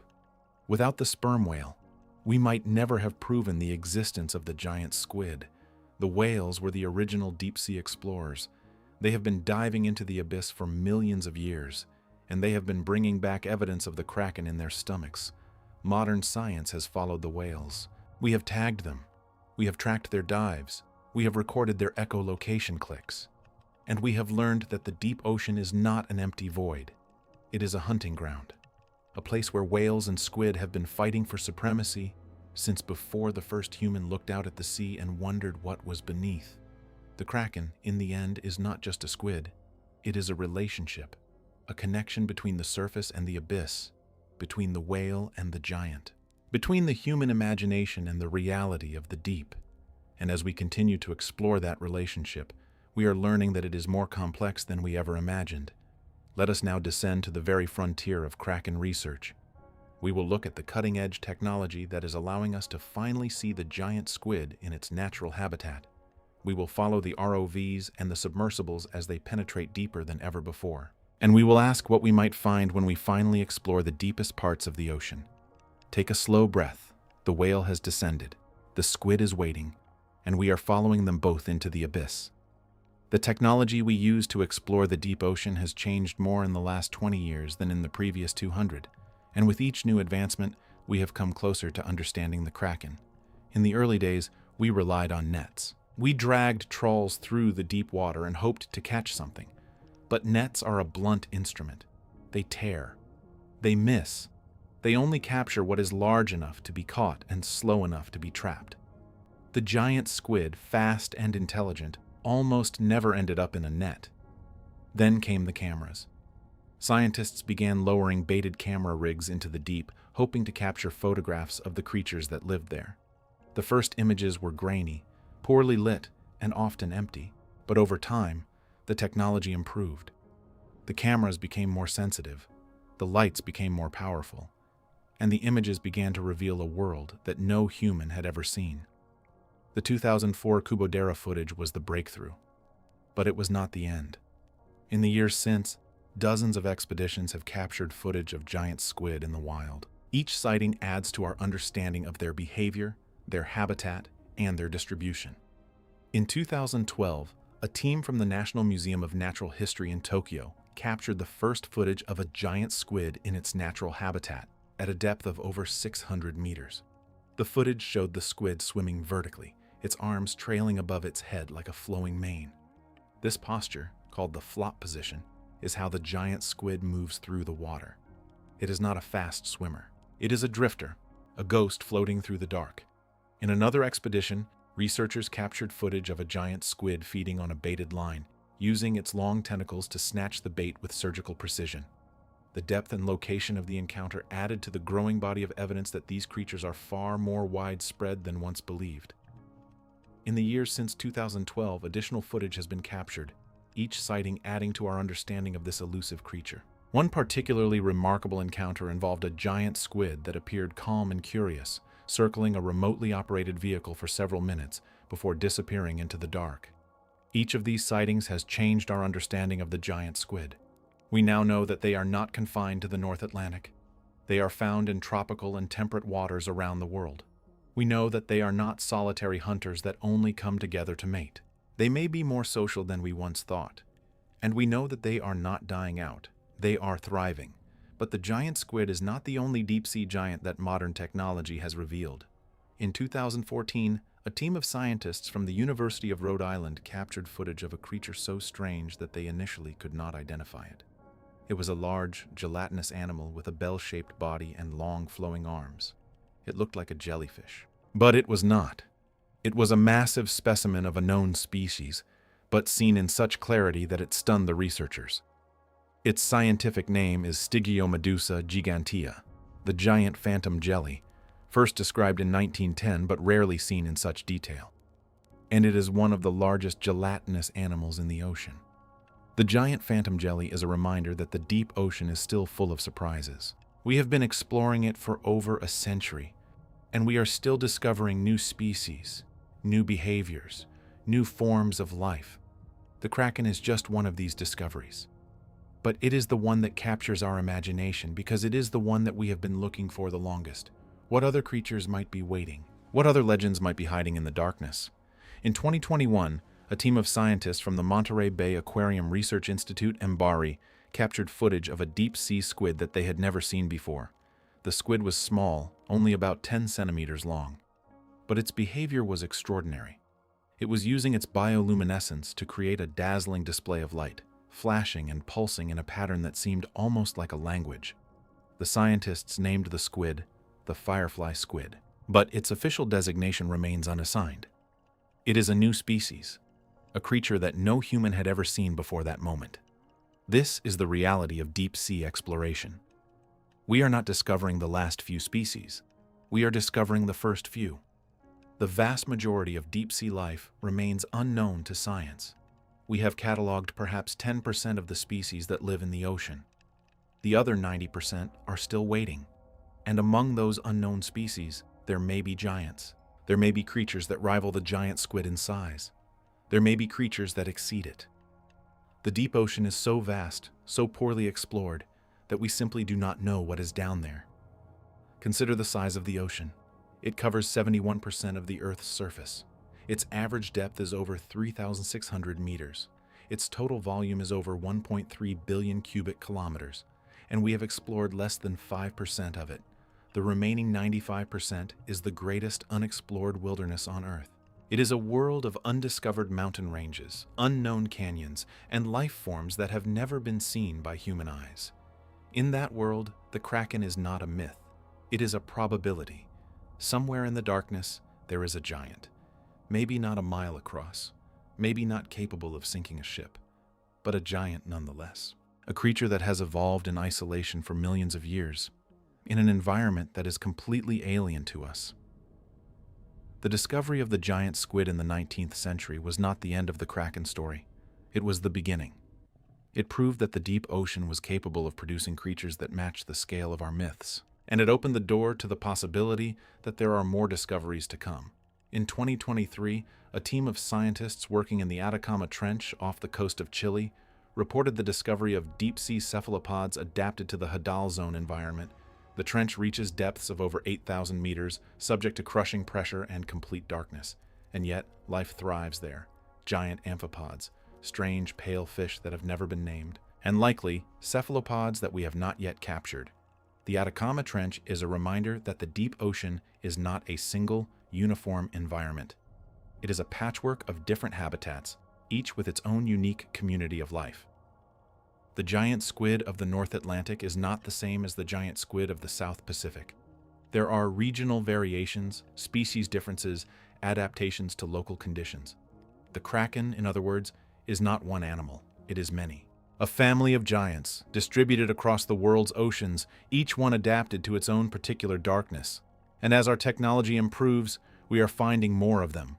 The ROVs and submersibles of the 21st century are allowing us to explore deeper than ever before. We are no longer limited to nets and cameras. We can follow the squid. We can observe them in their own world.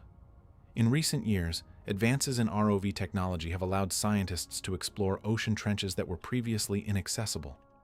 Each expedition returns with footage of strange, transparent creatures adapted to the Hadal Zone. Ghostly amphipods, pale sea cucumbers, and occasionally, squids of unusual size and appearance glimpsed for a moment before they vanish into the darkness. This is the Kraken of the 21st century. Not a monster, not a myth. A living, breathing, swimming animal. An animal that we are only just beginning to understand. And as we continue to explore, we will find more. Every deep-sea expedition returns with new discoveries, new species, new behaviors, new insights into the world that exists beneath the surface. The Kraken is not a finished discovery. It is an open door, and what lies beyond that door is a world of wonder that we have barely begun to imagine. To find the deepest roots of the Kraken, we must leave the modern ocean behind. We must travel back in time, over 200 million years, to the Triassic period, a time when the continents were still joined together in a single landmass, when the first dinosaurs were beginning to walk the earth, and when the oceans were filled with reptiles that we can barely imagine.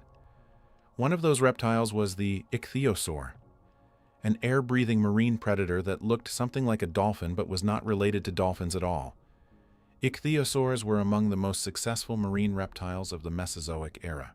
They ranged in size from a few feet to over 50 feet, and they were the apex predators of their time. But even the apex predators have something to fear. In 2011, a paleontologist named Mark McMenamin made a startling claim. He had been studying a fossil site in Nevada, in the southwestern United States. The site contained the remains of 9 large ichthyosaurs, each estimated to be about 45 feet long. The bones were scattered in a way that McMenamin found unusual.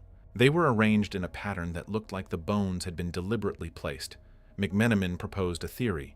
The ichthyosaurs had been killed by a giant cephalopod, a kraken. He suggested that the kraken had dragged the ichthyosaurs to its den, arranged their bones in a pattern, and then consumed them. This theory was immediately controversial. Other paleontologists pointed out that the bone arrangement could be explained by natural processes, currents, scavengers, the simple random distribution of bones on an ancient seabed. But McMenamin was not deterred. He pointed to modern giant squids, which are known to drag their prey to dens. He pointed to octopuses, which are known to collect objects and arrange them in patterns. He argued that a large enough cephalopod with enough intelligence could have done exactly what he described. The theory was called the Triassic Kraken, and it ignited a fierce debate. On one side were those who saw it as a fascinating but unproven hypothesis, an interesting idea that lacked conclusive evidence. On the other side were those who dismissed it outright as speculation, a story built on weak foundations. But the debate itself was revealing. It showed that the Kraken, as an idea, still has power over us. Even in the context of paleontology, even in the context of 200-million-year-old fossils, we are drawn to the idea of a giant cephalopod, a hidden predator, a monster from the deep. McMenamin's theory may be wrong. The evidence for it is certainly thin, but it raises a legitimate question. How far back does the giant squid lineage go? When did the first giant cephalopods appear in the ocean? The fossil record of cephalopods extends back over 500 million years. The earliest cephalopods were shelled animals, like the nautilus. Over time, some cephalopods lost their shells and became soft-bodied. The squid and octopus lineages emerged, and with them came the potential for large size. The oldest known fossil evidence of ancient squid-like creatures comes from the Cretaceous period, about 70 million years ago. But there are traces of even older squid-like creatures. Gladi, the internal shells of ancient squid, have been found in rocks from the Jurassic period over 150 million years ago. Some of these gladi are very large. They suggest squid that were 10, 20, perhaps even 30 feet long. These were not the giants of myth, but they were large enough to be formidable predators. And then there are the mysterious trace fossils. In some ancient rock formations, paleontologists have found strange patterns that look like the marks of squid tentacles on the seafloor, patterns that suggest a large cephalopod was dragging something across the sediment. The patterns are not conclusive, but they are suggestive. The question of ancient giant squid is closely tied to the evolution of their predators. The first large marine mammals appeared in the Eocene epoch, about 50 million years ago. These early whales were small, but they evolved rapidly. By the Oligocene 30 million years ago, there were whales large enough to hunt big prey. And if there were whales large enough to hunt big prey, there must have been prey large enough to be worth hunting. The giant squid, or something like it, must have existed by then. The predator-prey relationship between whales and squid is so ancient and so deeply embedded in the biology of both groups that it almost certainly goes back tens of millions of years. We have fossilized whale skulls from 10 million years ago that show the scars of giant squid suckers, the exact same circular marks that modern whales carry. The Kraken was already there, fighting whales in the Miocene ocean, long before the first human looked out at the sea. And if the Kraken was there 10 million years ago, it was probably there earlier. How much earlier? We do not know. The soft bodies of squid do not fossilize well. The evidence is fragmentary, but the pattern is clear. The deep ocean has always been a place of giants. The giant squid is not a recent evolution. It is an ancient lineage, a living fossil in its own right, a creature that has been swimming in the darkness since before our ancestors climbed down from the trees. This is the deeper truth behind the Kraken legend. The Kraken is not a recent myth. It is an ancient memory, a memory written into our genes by millions of years of evolution on a planet where the ocean has always been full of large, strange, and dangerous things. Our ancestors, the early hominids, lived near the coast. They foraged on the shore, they fished in the shallows, and occasionally they saw something large wash up on the beach. A giant squid. A colossal squid. A creature that looked like it came from another world. Those encounters were rare, but they were powerful. They left an impression that was passed down through generations, through stories, through cave paintings, through the oral traditions that eventually became the written myths. The Kraken is not a single event.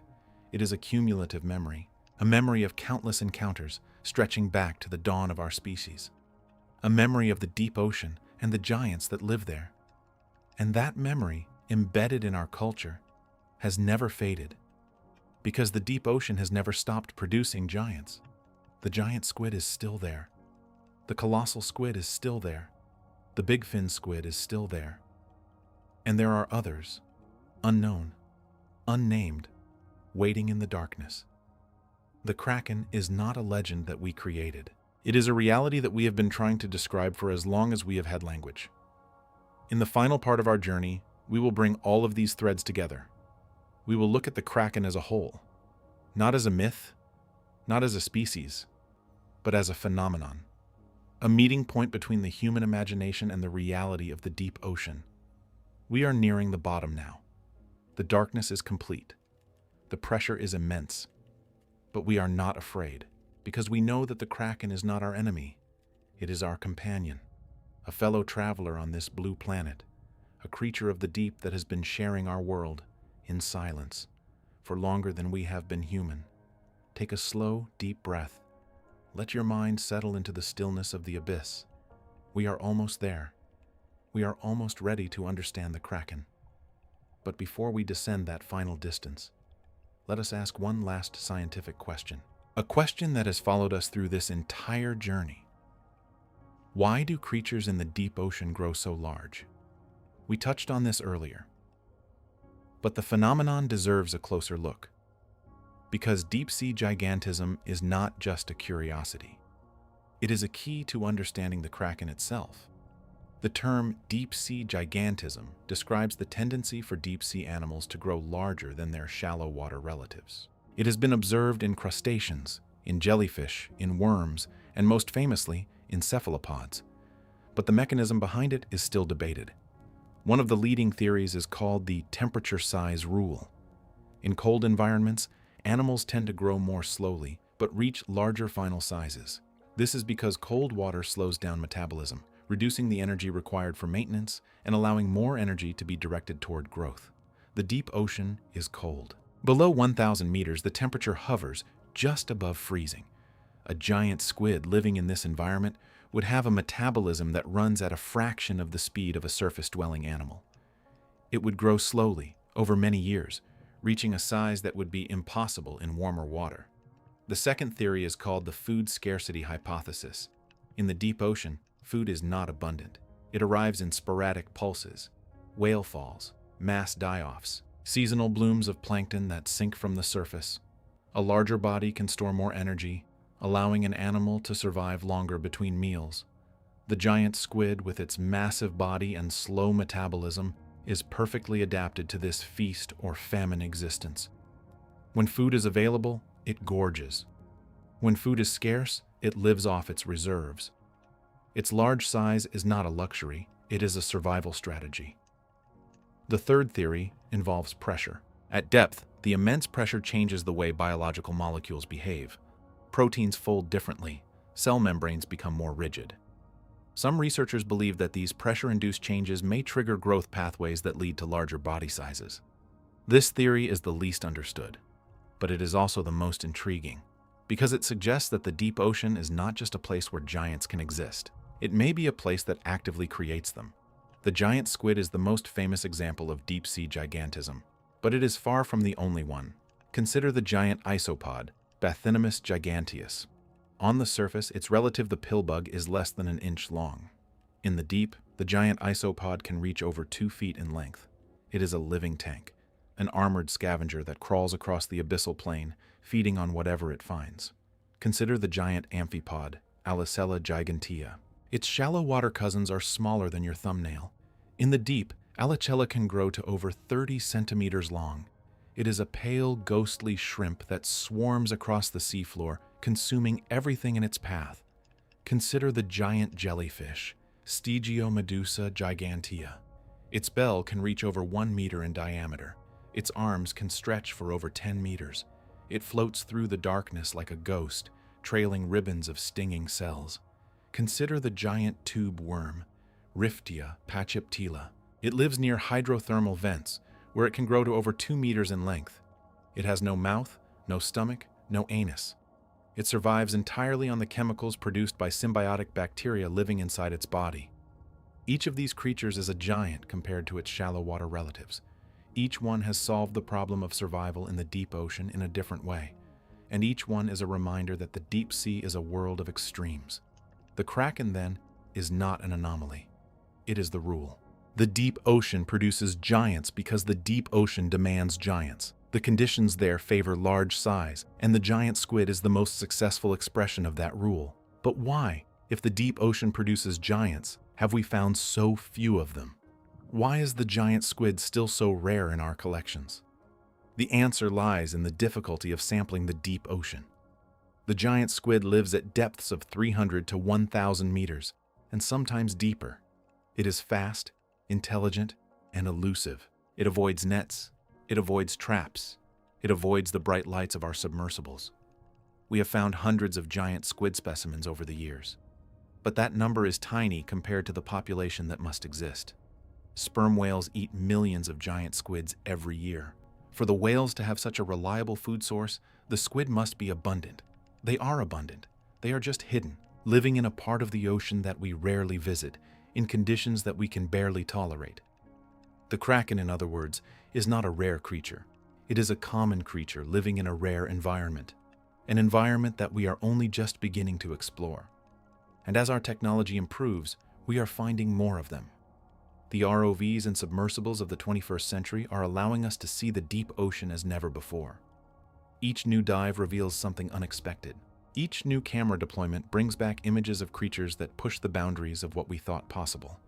And with each expedition, we are discovering that the giants are everywhere, hidden in plain sight beneath the waves. The Kraken is not alone. It is part of a community of giants that share the deep ocean, and they are all waiting for us to find them. But finding them requires technology that has evolved dramatically over the past century. And the story of that technology, the story of the machines we built to reach the deep, is also the story of the Kraken. In the early 20th century, the only way to explore the deep ocean was with nets and lines. Scientists would lower weighted trawls into the water, hoping to catch whatever lived below. It was a blind, clumsy process.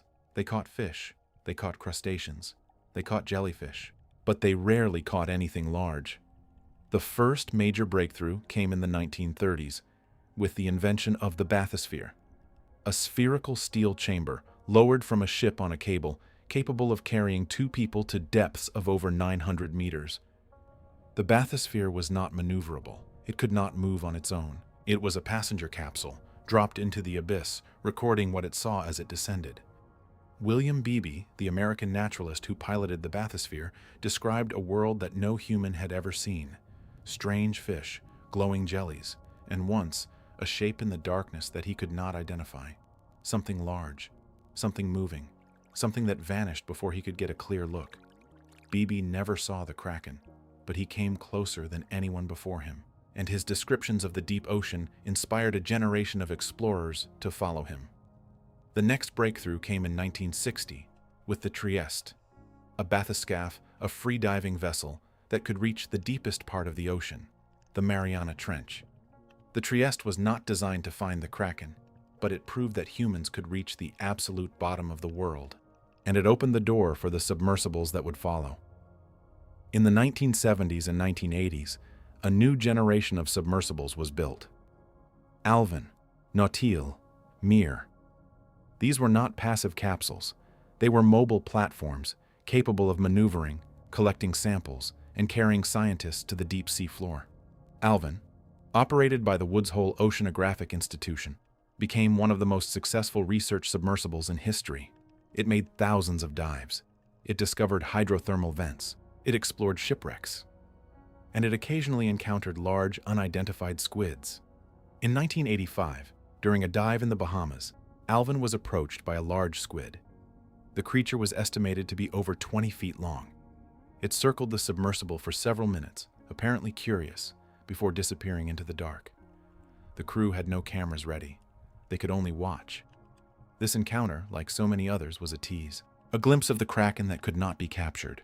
By the 1990s, the focus had shifted from manned submersibles to remotely operated vehicles. ROVs, unpiloted tethered machines that could stay underwater for days, equipped with high-definition cameras and powerful lights. The ROVs were a revolution. They could go deeper, stay longer, and see more than any human-occupied vehicle. And they began to capture footage of creatures that had never been seen before. In the early 2000s, ROVs exploring the deep Gulf of Mexico captured the first confirmed footage of the big fin squid, Magna Pina. The footage was brief, but stunning. A creature with arms so long they seemed to have no end. A living ghost from the abyss.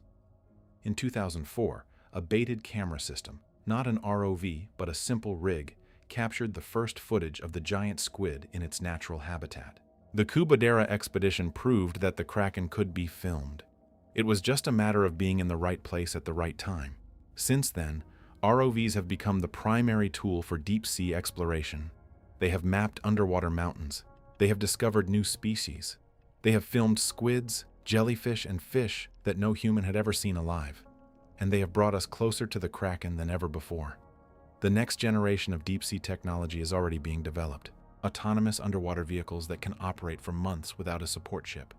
Soft-bodied robots that mimic the movements of squid and jellyfish. Swarms of tiny probes that can explore the ocean in parallel. These technologies will allow us to explore the deep ocean as never before. They will reveal the hidden world of the giant squid. They will show us how it lives, how it hunts, how it mates. They will answer the questions that have been waiting for centuries. But they will also raise new questions. Every discovery in the deep ocean opens a door to a new mystery, and the Kraken, the original mystery of the deep, will be at the center of it all. The technology we build to find the Kraken is a reflection of our curiosity, a reflection of our need to know what lies beneath. And as that technology improves, the Kraken will become less of a legend and more of a living animal.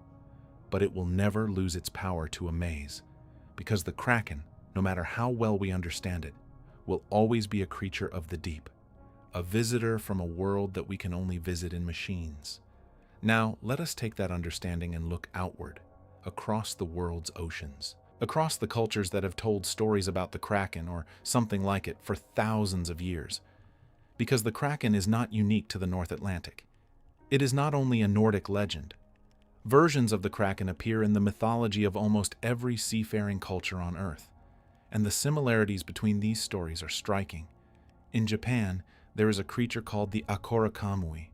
It is a giant octopus-like monster that lives in the waters off the coast of Hokkaido. It is said to be over 100 meters long. Its body is red, almost glowing, and it capsizes fishing boats and devours their crews. The Akora is not a squid. It is an octopus, but the description is almost identical to the Kraken. A giant cephalopod that attacks ships. A creature of the deep that rises without warning. A monster that the Ainu people, the indigenous inhabitants of Hokkaido, have feared for centuries. Is it a coincidence that two cultures, separated by thousands of miles, independently invented the same monster? Or did both cultures encounter the same real animal? A giant squid or octopus that occasionally appears at the surface, sick or dying, and terrifies anyone who sees it. In the Caribbean, there is the lusca, a creature that is half octopus, half shark. It lives in deep underwater caves and reaches up to the surface to grab unsuspecting swimmers and small boats. The lusca is said to create whirlpools when it moves, exactly like the Nordic Kraken. In the ancient Mediterranean, there was Scylla, a creature with multiple heads that reached down from a cliff to snatch sailors from their ships. Some scholars believe Scylla was based on a giant squid, its multiple heads actually being the arms and tentacles of a cephalopod reaching up from the water. In Norse mythology, the Hafgufa was a sea monster so large that it was mistaken for an island. When sailors landed on it and lit a fire, the creature sank, dragging everything down with it. This is the exact same story told about the Kraken by Pontoppidan, centuries later. In Finnish mythology, there is the Iku Turso, a creature of the deep that brings disease and destruction. In Hindu mythology, the Makara is a sea creature that guards the thresholds of the unknown.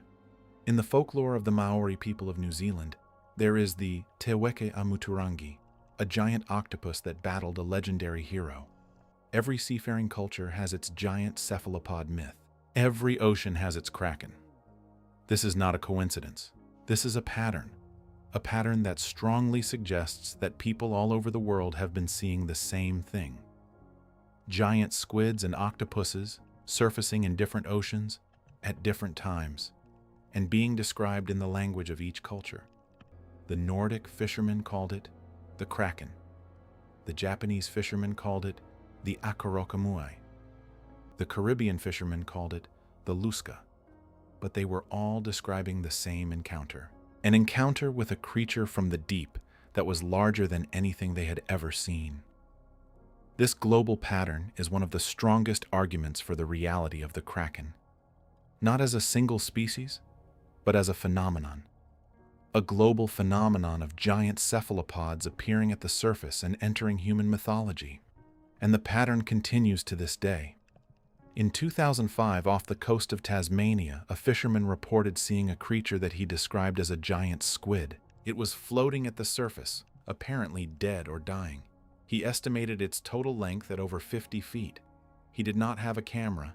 He did not have a way to collect it. He could only watch as it sank back into the depths. In 2010, a group of tourists on a whale-watching boat off the coast of Norway saw something that stopped their tour guide mid-sentence. A large, pale shape was floating at the surface. It had long, trailing arms. It appeared to be a giant squid. The boat approached cautiously. The creature began to sink. By the time they reached the spot, it was gone. No photographs, no proof. Just another sighting. Another entry in the long, growing catalog of Kraken encounters. These modern sightings, combined with the ancient myths, paint a picture of a creature that is widespread, elusive, and deeply embedded in the human experience.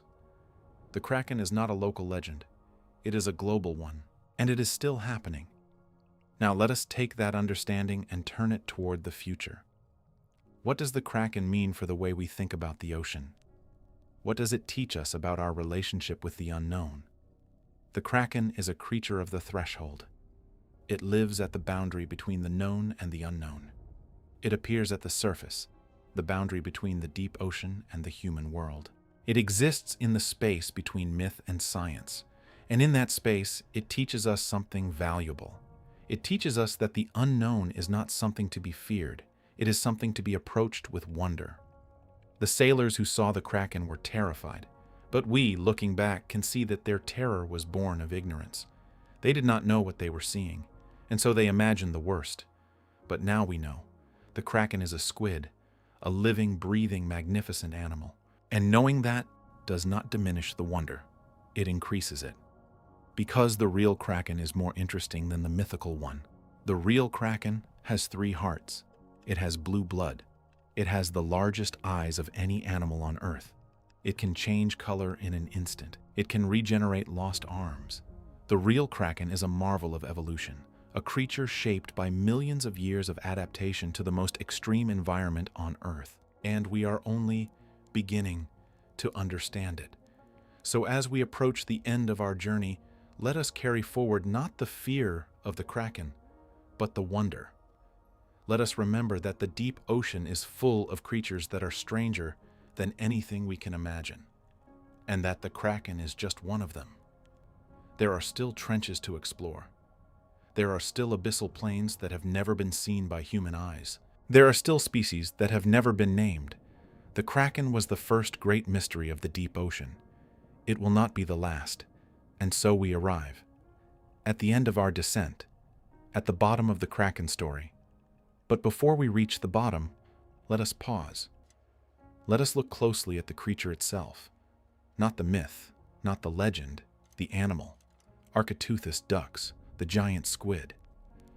What kind of creature is this, really? What does it mean to be a giant squid? To understand the giant squid, we must first understand what a squid is. Squids are cephalopods, a class of mollusks that also includes octopuses, cuttlefish, and nautiluses. They are among the most intelligent invertebrates on Earth. They have complex nervous systems, large brains relative to their body size, and behaviors that suggest problem-solving ability and memory. The giant squid is the largest of the squids, but it is built on the same basic plan as its smaller cousins. A torpedo-shaped body called the mantle, 8 arms and 2 longer feeding tentacles, a beak at the center of the arms, large eyes on either side of the head, fins at the base of the mantle for steering, and a siphon for jet propulsion. But the scale changes everything. A typical squid, the kind you might see in a seafood market, has arms that are a few inches long.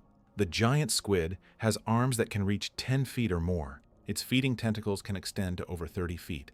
Its eye is the size of a dinner plate. Its beak is large enough to bite through the cartilage of a whale. The giant squid's nervous system is a marvel of deep-sea adaptation. Its giant axons, specialized nerve fibers, are the largest known in the animal kingdom. They allow the squid to transmit signals at incredibly high speeds, coordinating the rapid contraction of its mantle muscles for jet propulsion. But the giant squid does not always move fast. In the deep ocean, speed is a luxury. Energy is scarce. The giant squid has adapted to this scarcity by becoming a creature of patience. It drifts. It waits. It conserves its strength for the moment when prey comes within range, and then it strikes. In a fraction of a second, the giant squid can extend its 2 feeding tentacles to capture prey from a distance. The tentacles are lined with hundreds of suckers, each one ringed with sharp teeth that dig into the flesh of the prey. Once captured, the prey is drawn back to the beak, where it is bitten into pieces and consumed. The giant squid's circulatory system is equally remarkable. Like all cephalopods, it has 3 hearts. 2 branchial hearts pump blood through the gills. One systemic heart pumps blood to the rest of the body. The blood itself is blue. It contains hemocyanin, a copper-based protein that is more efficient than hemoglobin at transporting oxygen in cold, low-oxygen environments. This is one of the keys to the giant squid's success in the deep ocean. The water at 500 to 1,000 meters is cold, near freezing. It holds less oxygen than warmer water. The giant squid's blue blood, pumped by its 3 hearts, allows it to extract every possible molecule of oxygen from the water it breathes. The giant squid's reproductive biology is perhaps the strangest aspect of its existence. Like all squids, the giant squid has a relatively short lifespan. Estimates range from 2 to 5 years, though some researchers believe they may live longer. They grow rapidly, reaching enormous sizes in a short time, and then, at the end of their lives, they reproduce and die. Mating is a dangerous process for the giant squid. The male uses a specialized arm called a hectocotylus to transfer a packet of sperm, called a spermatophore, to the female. The spermatophore is implanted into the female's mantle cavity, where it releases sperm to fertilize her eggs. After mating, the female produces a massive gelatinous egg mass containing thousands of eggs. She may brood this egg mass for months, protecting it from predators until the eggs hatch. And then she dies. The male also dies shortly after mating. This is the cycle of the giant squid. Born in the deep, growing rapidly in the darkness, mating once, and dying. A life lived entirely in a world that we can barely imagine. The eggs of the giant squid hatch into tiny paralarvae, miniature versions of the adult squid. These paralarvae drift in the water column, feeding on plankton, growing slowly at first. As they grow, they descend into deeper water, following the daily vertical migration of their prey. By the time they reach adulthood, giant squids are among the largest invertebrates on Earth, but they are also among the most elusive. They live in a part of the ocean that is difficult to study, difficult to observe, and difficult to sample. We have learned most of what we know about giant squid biology from dead specimens, from squids that washed ashore, or were caught in fishing nets, or were found in the stomachs of sperm whales. We have learned about their anatomy by dissecting their bodies. We have learned about their diet by examining their stomach contents. We have learned about their distribution by mapping the locations of strandings and captures. But there is so much we do not know. How do giant squids find each other in the vast darkness of the deep ocean? How do they avoid predators? How do they navigate? What role does bioluminescence play in their lives? These are questions that we are only beginning to answer. In recent years, scientists have made progress in understanding the sensory biology of the giant squid. We know that their eyes are adapted to detect the faintest bioluminescent light. We know that their suckers are covered in chemoreceptors, allowing them to taste the water around them. We know that their skin is covered in chromatophores, cells that can change color and pattern in response to nervous signals. But we still do not know how they use these abilities in the wild. We have never observed a giant squid hunting naturally. We have never seen one mating. We have never seen one defending itself against a sperm whale. The giant squid remains, in many ways, as mysterious as the Kraken it inspired. And then there are the things we do not even know we do not know. The unknown unknowns of the deep ocean. The species that have never been seen. The behaviors that have never been observed. The ecological relationships that we have not yet discovered. The giant squid is not just a species. It is a window into a world that is still, after centuries of exploration, largely unknown to us. Every time we study a giant squid, we learn something new. Every specimen teaches us something about the deep ocean. Every discovery opens new questions. And this is why the Kraken matters. Not because it is a monster, but because it is a teacher. It teaches us about the deep ocean. It teaches us about the limits of our knowledge, and it teaches us about the value of mystery.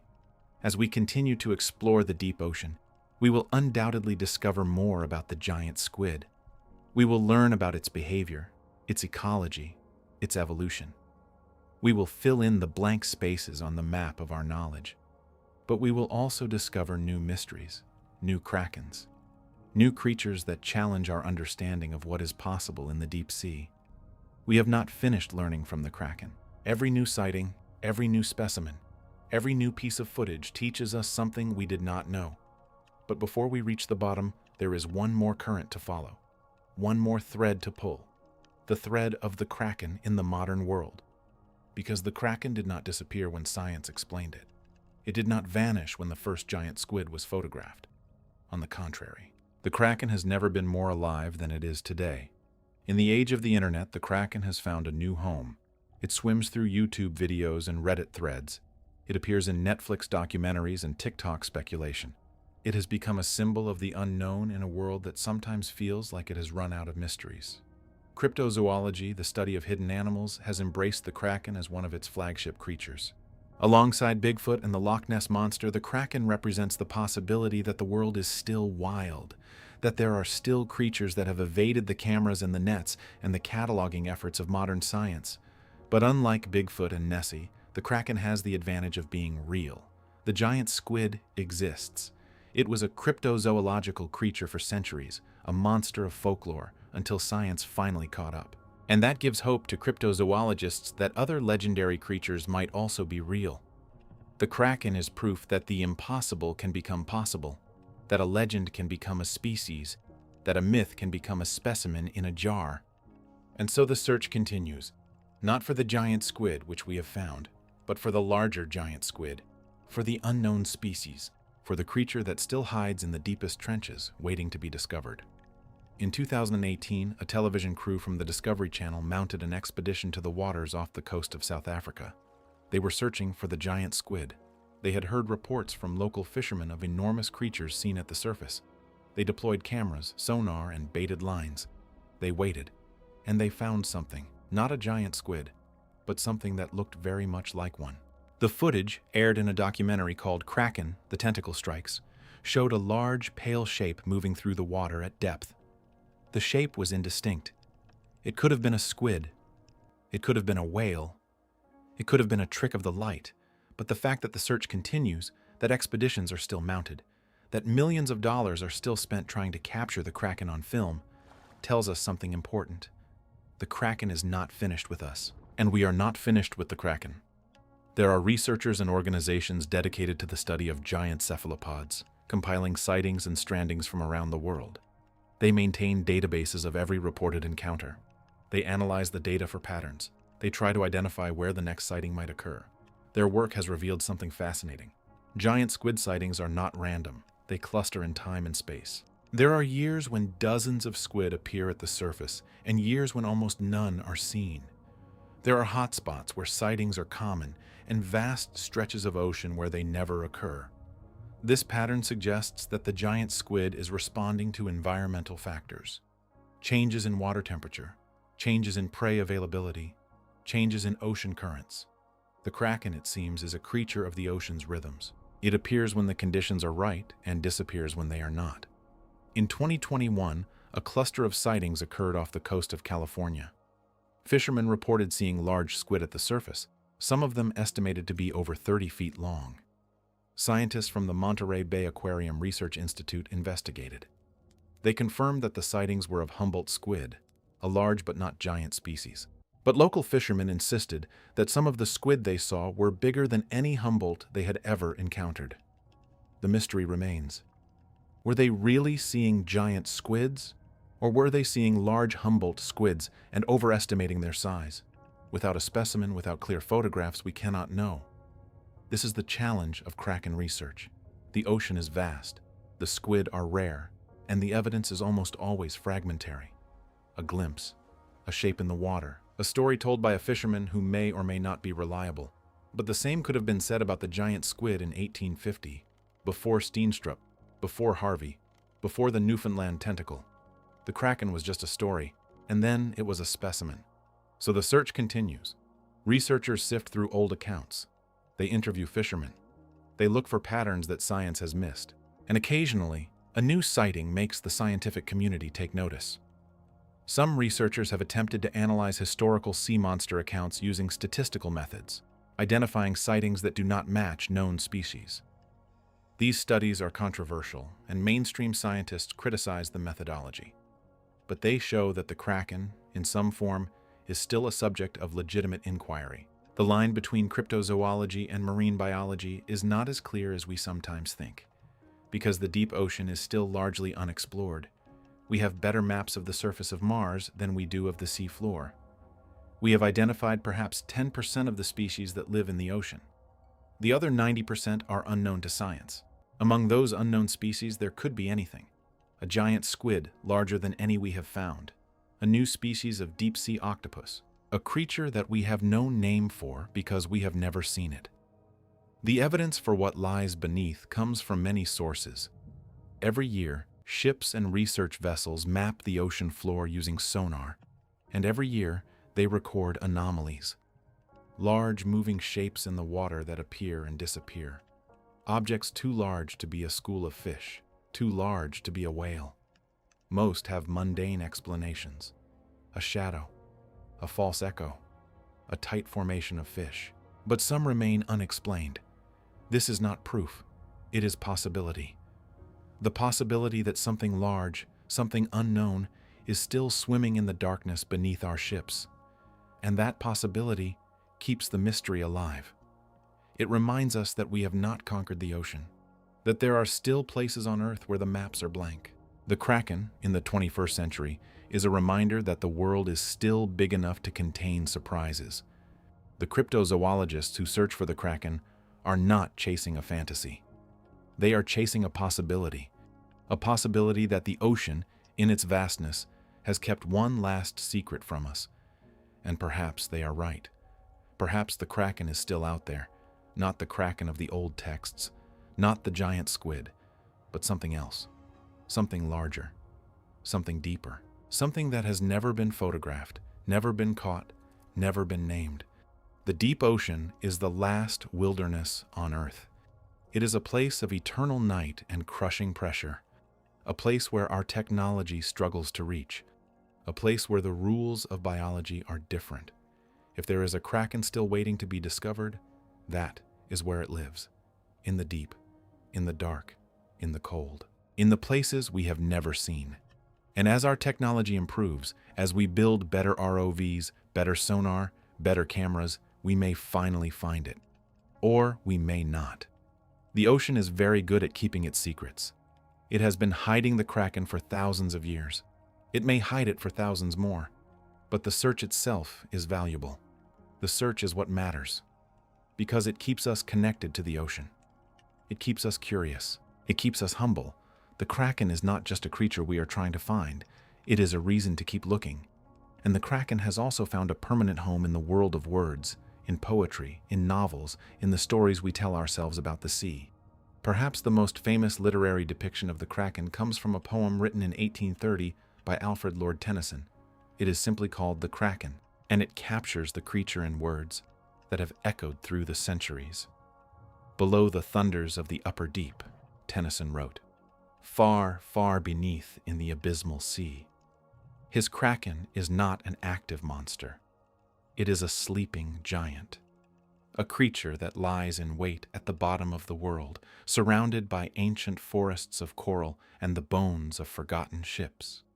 It sleeps, it dreams, and when it finally rises, Tennyson suggests, the world will end. This poem shaped the modern image of the Kraken more than any other single work. It transformed the Kraken from a specific Nordic legend into a universal symbol of the unknown, a creature that sleeps in the deepest part of the ocean, waiting for the end of time. In the mid-1800s, a whaling ship in the South Pacific reported an encounter with a giant squid. The captain's log recorded that the crew saw a massive creature, estimated at an enormous length, floating at the surface. The creature was alive but sluggish. When one of the sailors struck it with a harpoon, the squid reacted with violence, thrashing and raising its arms above the water. The crew cut the line and retreated, watching as the creature slowly sank. This account and others like it were published in newspapers and magazines. It reached the desk of Jules Verne, the French novelist who was then planning a story about a mysterious sea monster that turned out to be a submarine. Verne was fascinated by the accounts of giant squid. He had read about the Newfoundland incident, about the Pearl incident, about the reports from whalers and fishermen, and he decided to include the creature in his most famous novel. In 1870, Verne published 20,000 Leagues Under the Sea. In it, the submarine Nautilus is attacked by a giant squid. The scene is one of the most famous in all of literature. The squid wraps its arms around the submarine. Its beak clacks against the hull. Its enormous eyes stare through the portholes. The crew fights back with axes, cutting through the flesh of the creature as it thrashes in the water. Verne's depiction of the giant squid was based on the best scientific information available at the time. But he took liberties. His squid was larger than any real specimen. It was more aggressive. It attacked a metal submarine, which real squid would never do. But Verne's Kraken captured the public imagination in a way that no scientific paper ever could. It made the giant squid a permanent fixture in popular culture, and it ensured that the Kraken would never be forgotten. In the century and a half since Verne, the Kraken has appeared in hundreds of novels, films, and television shows. It has been portrayed as a giant octopus attacking San Francisco, as an ancient god awakened by nuclear testing, as a creature of pure fantasy, with magical powers and a role in cosmic mythology. Each of these portrayals has added a layer to the Kraken legend. Each one has taken the original creature, the real giant squid, and transformed it into something else, something that serves the needs of the story. But beneath all of these layers, the real Kraken remains, the giant squid. Archaeoteuthis dux, a creature that is stranger and more wonderful than any fictional version. Tennyson's Kraken sleeps, Verne's Kraken attacks, Hollywood's Kraken destroys, but the real Kraken simply lives. It swims through the cold, dark water, it hunts, it mates, it dies, and it does not care about our stories. But our stories about the Kraken say something about us. They say that we are drawn to the unknown, that we need there to be something in the deep that we cannot fully understand, that the mystery is more important than the answer. The Kraken of literature is not the real Kraken, but it is real in a different way. It is real in our minds. It is real in our culture. It is real in the stories we tell each other about the vast, dark, mysterious ocean. And those stories have power. They inspire explorers. They inspire scientists. They inspire children to look at the ocean and wonder what lies beneath. Without the literary Kraken, would we have searched for the real one? Would we have funded the expeditions? Would we have cared enough to find the giant squid? Perhaps not. The Kraken of myth led us to the Kraken of reality. The story made the discovery possible. So as we continue our descent, let us carry both Krakens with us. The real one and the imagined one. The creature of flesh and the creature of words. Both are part of the same story. A story that began when the first human looked out at the sea and wondered what was beneath. Now, let us take one more step into the darkness. Let us consider what the future holds for the Kraken. Not the mythical Kraken, not the historical Kraken, but the living, breathing Kraken of the 21st century. Climate change is reshaping the ocean. Temperatures are rising, currents are shifting, the delicate balance of the deep sea is being disrupted. And the creatures that live there are responding. Giant squid populations appear to be moving. As the North Atlantic warms, the cold water species that the giant squid feeds on are migrating northward. The squid are following them. Sightings that were once common off the coast of Norway are now becoming rare. New sightings are being reported in the Arctic, in waters that were once too cold even for the giant squid.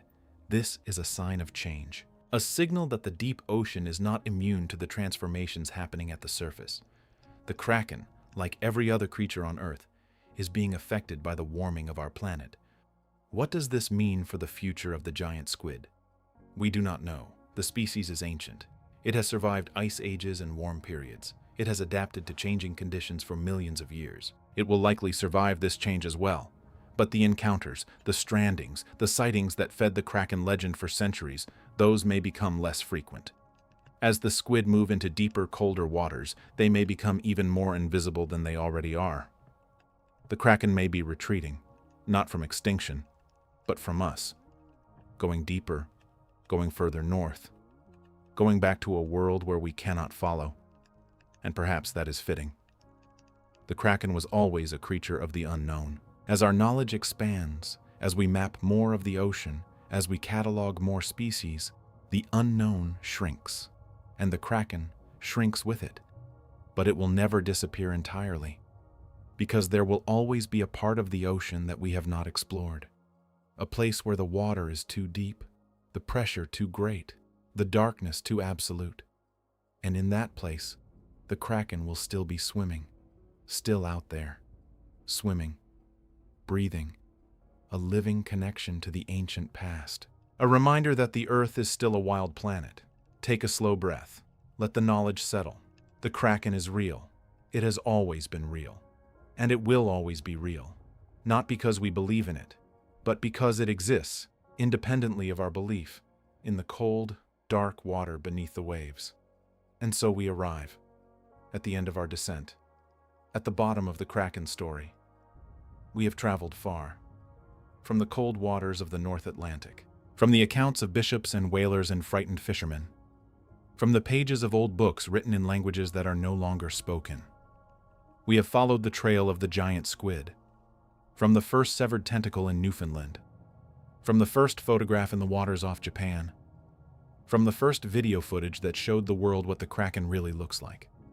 We have descended into the world of the sperm whale, into the battle that has been fought in the darkness for millions of years, into the scars that prove the Kraken is real. We have considered the colossal squid, the giant octopus, the big fin squid, the deep sea jellies, the unknown species that still wait in the unexplored depths. And we have asked the question, the simple question that has driven this entire journey. What did the ancient sailors actually see? The answer, it turns out, is not simple. It is layered. It is complex. It is as deep as the ocean itself. They saw giant squids. Sometimes, when the squids were sick or dying and floated to the surface, they saw the arms, the eyes, the beak. They saw something that did not belong in their world, and they called it a monster.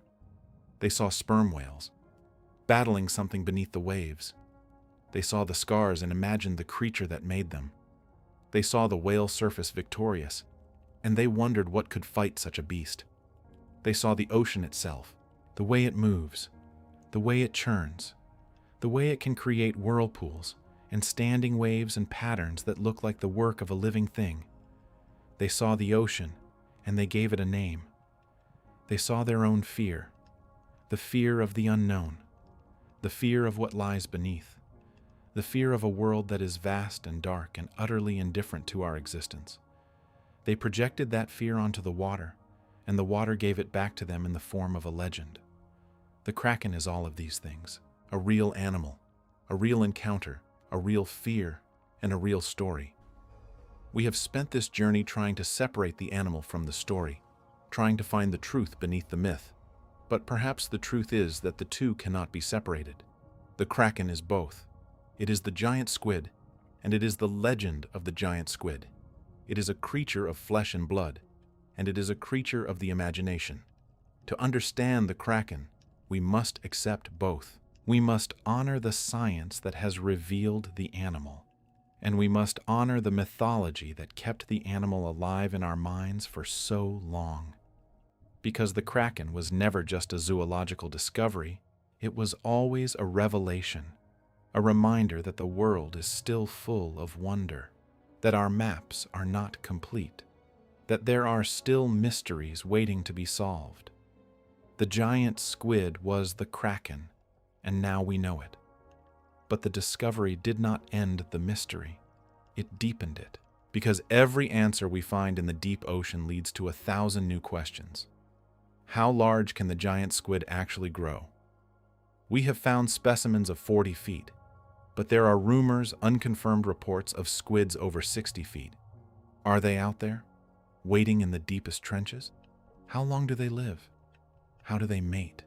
How do they find each other in the vast darkness of the deep ocean? We do not know. The giant squid is still in so many ways a mystery. And what about the colossal squid? We have found only a handful of specimens. We have never filmed one in its natural habitat. What does it do in the freezing waters of the Southern Ocean? How does it survive? How large can it truly become?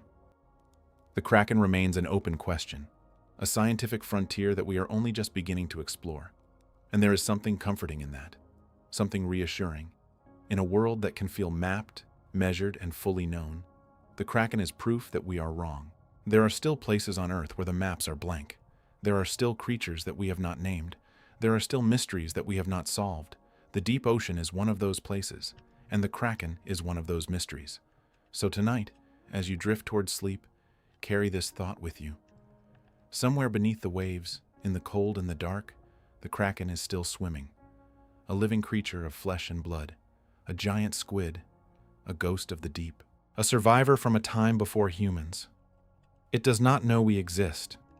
It does not know that we have named it, that we have studied it, that we have told stories about it for centuries. It simply swims. It hunts. It lives its life in a world of total darkness, under a pressure that would crush us instantly. And perhaps that is the most humbling truth of all. The Kraken does not need us to believe in it. It has always been there. It will always be there. Long after we are gone, the giant squid will still be swimming through the cold, dark waters of the abyss. The legend was never about the monster. The legend was about us, about our need to find meaning in the unknown, about our desire to give a name to the things we do not understand, about the stories we tell ourselves to make the vast, indifferent universe feel a little smaller, a little safer, a little more human. The Kraken is real, but what it really is a mirror, a reflection of our own wonder, our own fear, and our own endless curiosity. Now, let your breath slow. Let your mind drift. You have traveled to the bottom of the sea and back. You have met the Kraken, and you have survived. The darkness outside your window is not the same as the darkness of the abyss, but it is connected to it. By the same water, by the same planet, by the same mystery that has driven human beings to look out at the ocean and wonder what lies beneath. Close your eyes. Listen to the quiet. The Kraken is out there, swimming in the dark, and that is a beautiful thing. Think of the journey we have taken together, through centuries of stories, through the accounts of frightened fishermen, through the careful work of scientists who proved that the legend was real, through the depths where sperm whales battled giant squids in a darkness so complete that no human has ever witnessed it. We have followed a thread that stretches from the 16th century to the present day, from Olaus Magnus to Kubodera, from the frightened crew of a fishing boat in Newfoundland to the scientists piloting ROVs in the deepest parts of the ocean. The Kraken has been with us the entire time, and it will continue to be with us, long after this night is over, long after you have drifted into sleep and woken to a new day. Somewhere beneath the waves, the giant squid is still swimming. It does not know that we named it. It does not know that we feared it. It does not know that we spent centuries searching for it. It simply exists, in the cold, in the dark, in the silence of the deep. We have reached the end of our journey, but the deep ocean has no end. It goes on forever. Down and down, into the cold and the dark, into a world that we will never fully know. And that is the final and deepest truth of the Kraken. It is not a creature that we will ever fully understand. It is not a mystery that we will ever fully solve. It is a reminder that some questions are more valuable than answers, that some depths are meant to remain deep, that some secrets are worth keeping, that the unknown is not something to be conquered. It is something to be cherished, something to be protected, something to be passed on to the next generation of dreamers and explorers who will one day pick up where we left off. Find your rest now. Let the sound of my voice fade like the last light of the surface world. You are safe. You are warm. You are above the waves. The ocean may be vast and deep and full of mysteries, but you are here, in this moment, exactly where you need to be. Every breath you take connects you to that ocean. The air you breathe, the water in your body, the salt in your blood, all of it came from the sea. We are, in a very real sense, creatures of the deep ourselves.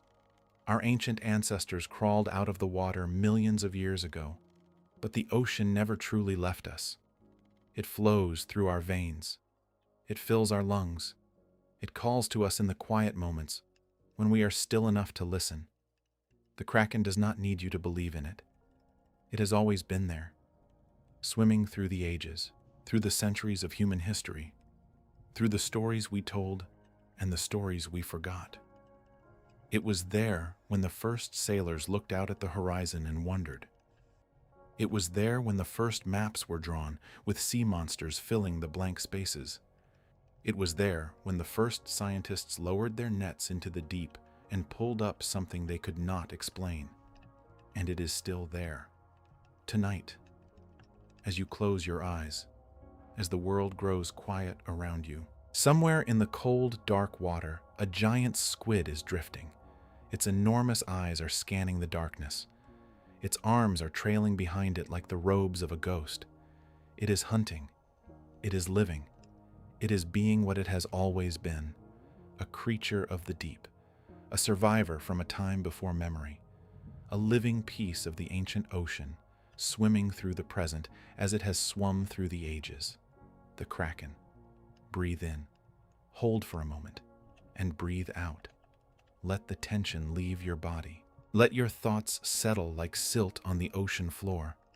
There is nothing you need to solve tonight. No mystery you need to unravel. No question that demands an answer before morning. The Kraken will keep its secrets, and you will keep your peace. The ocean is deep. The night is quiet. And you are exactly where you need to be. Floating between the world of dreams and the world of waking. Between the known and the unknown, between the shore and the abyss. And somewhere far below, in the water that connects all things, the Kraken is still swimming. Rest now. The abyss will keep its secrets. The Kraken will keep swimming. The ocean will keep turning. And you will keep your dreams. Sleep well.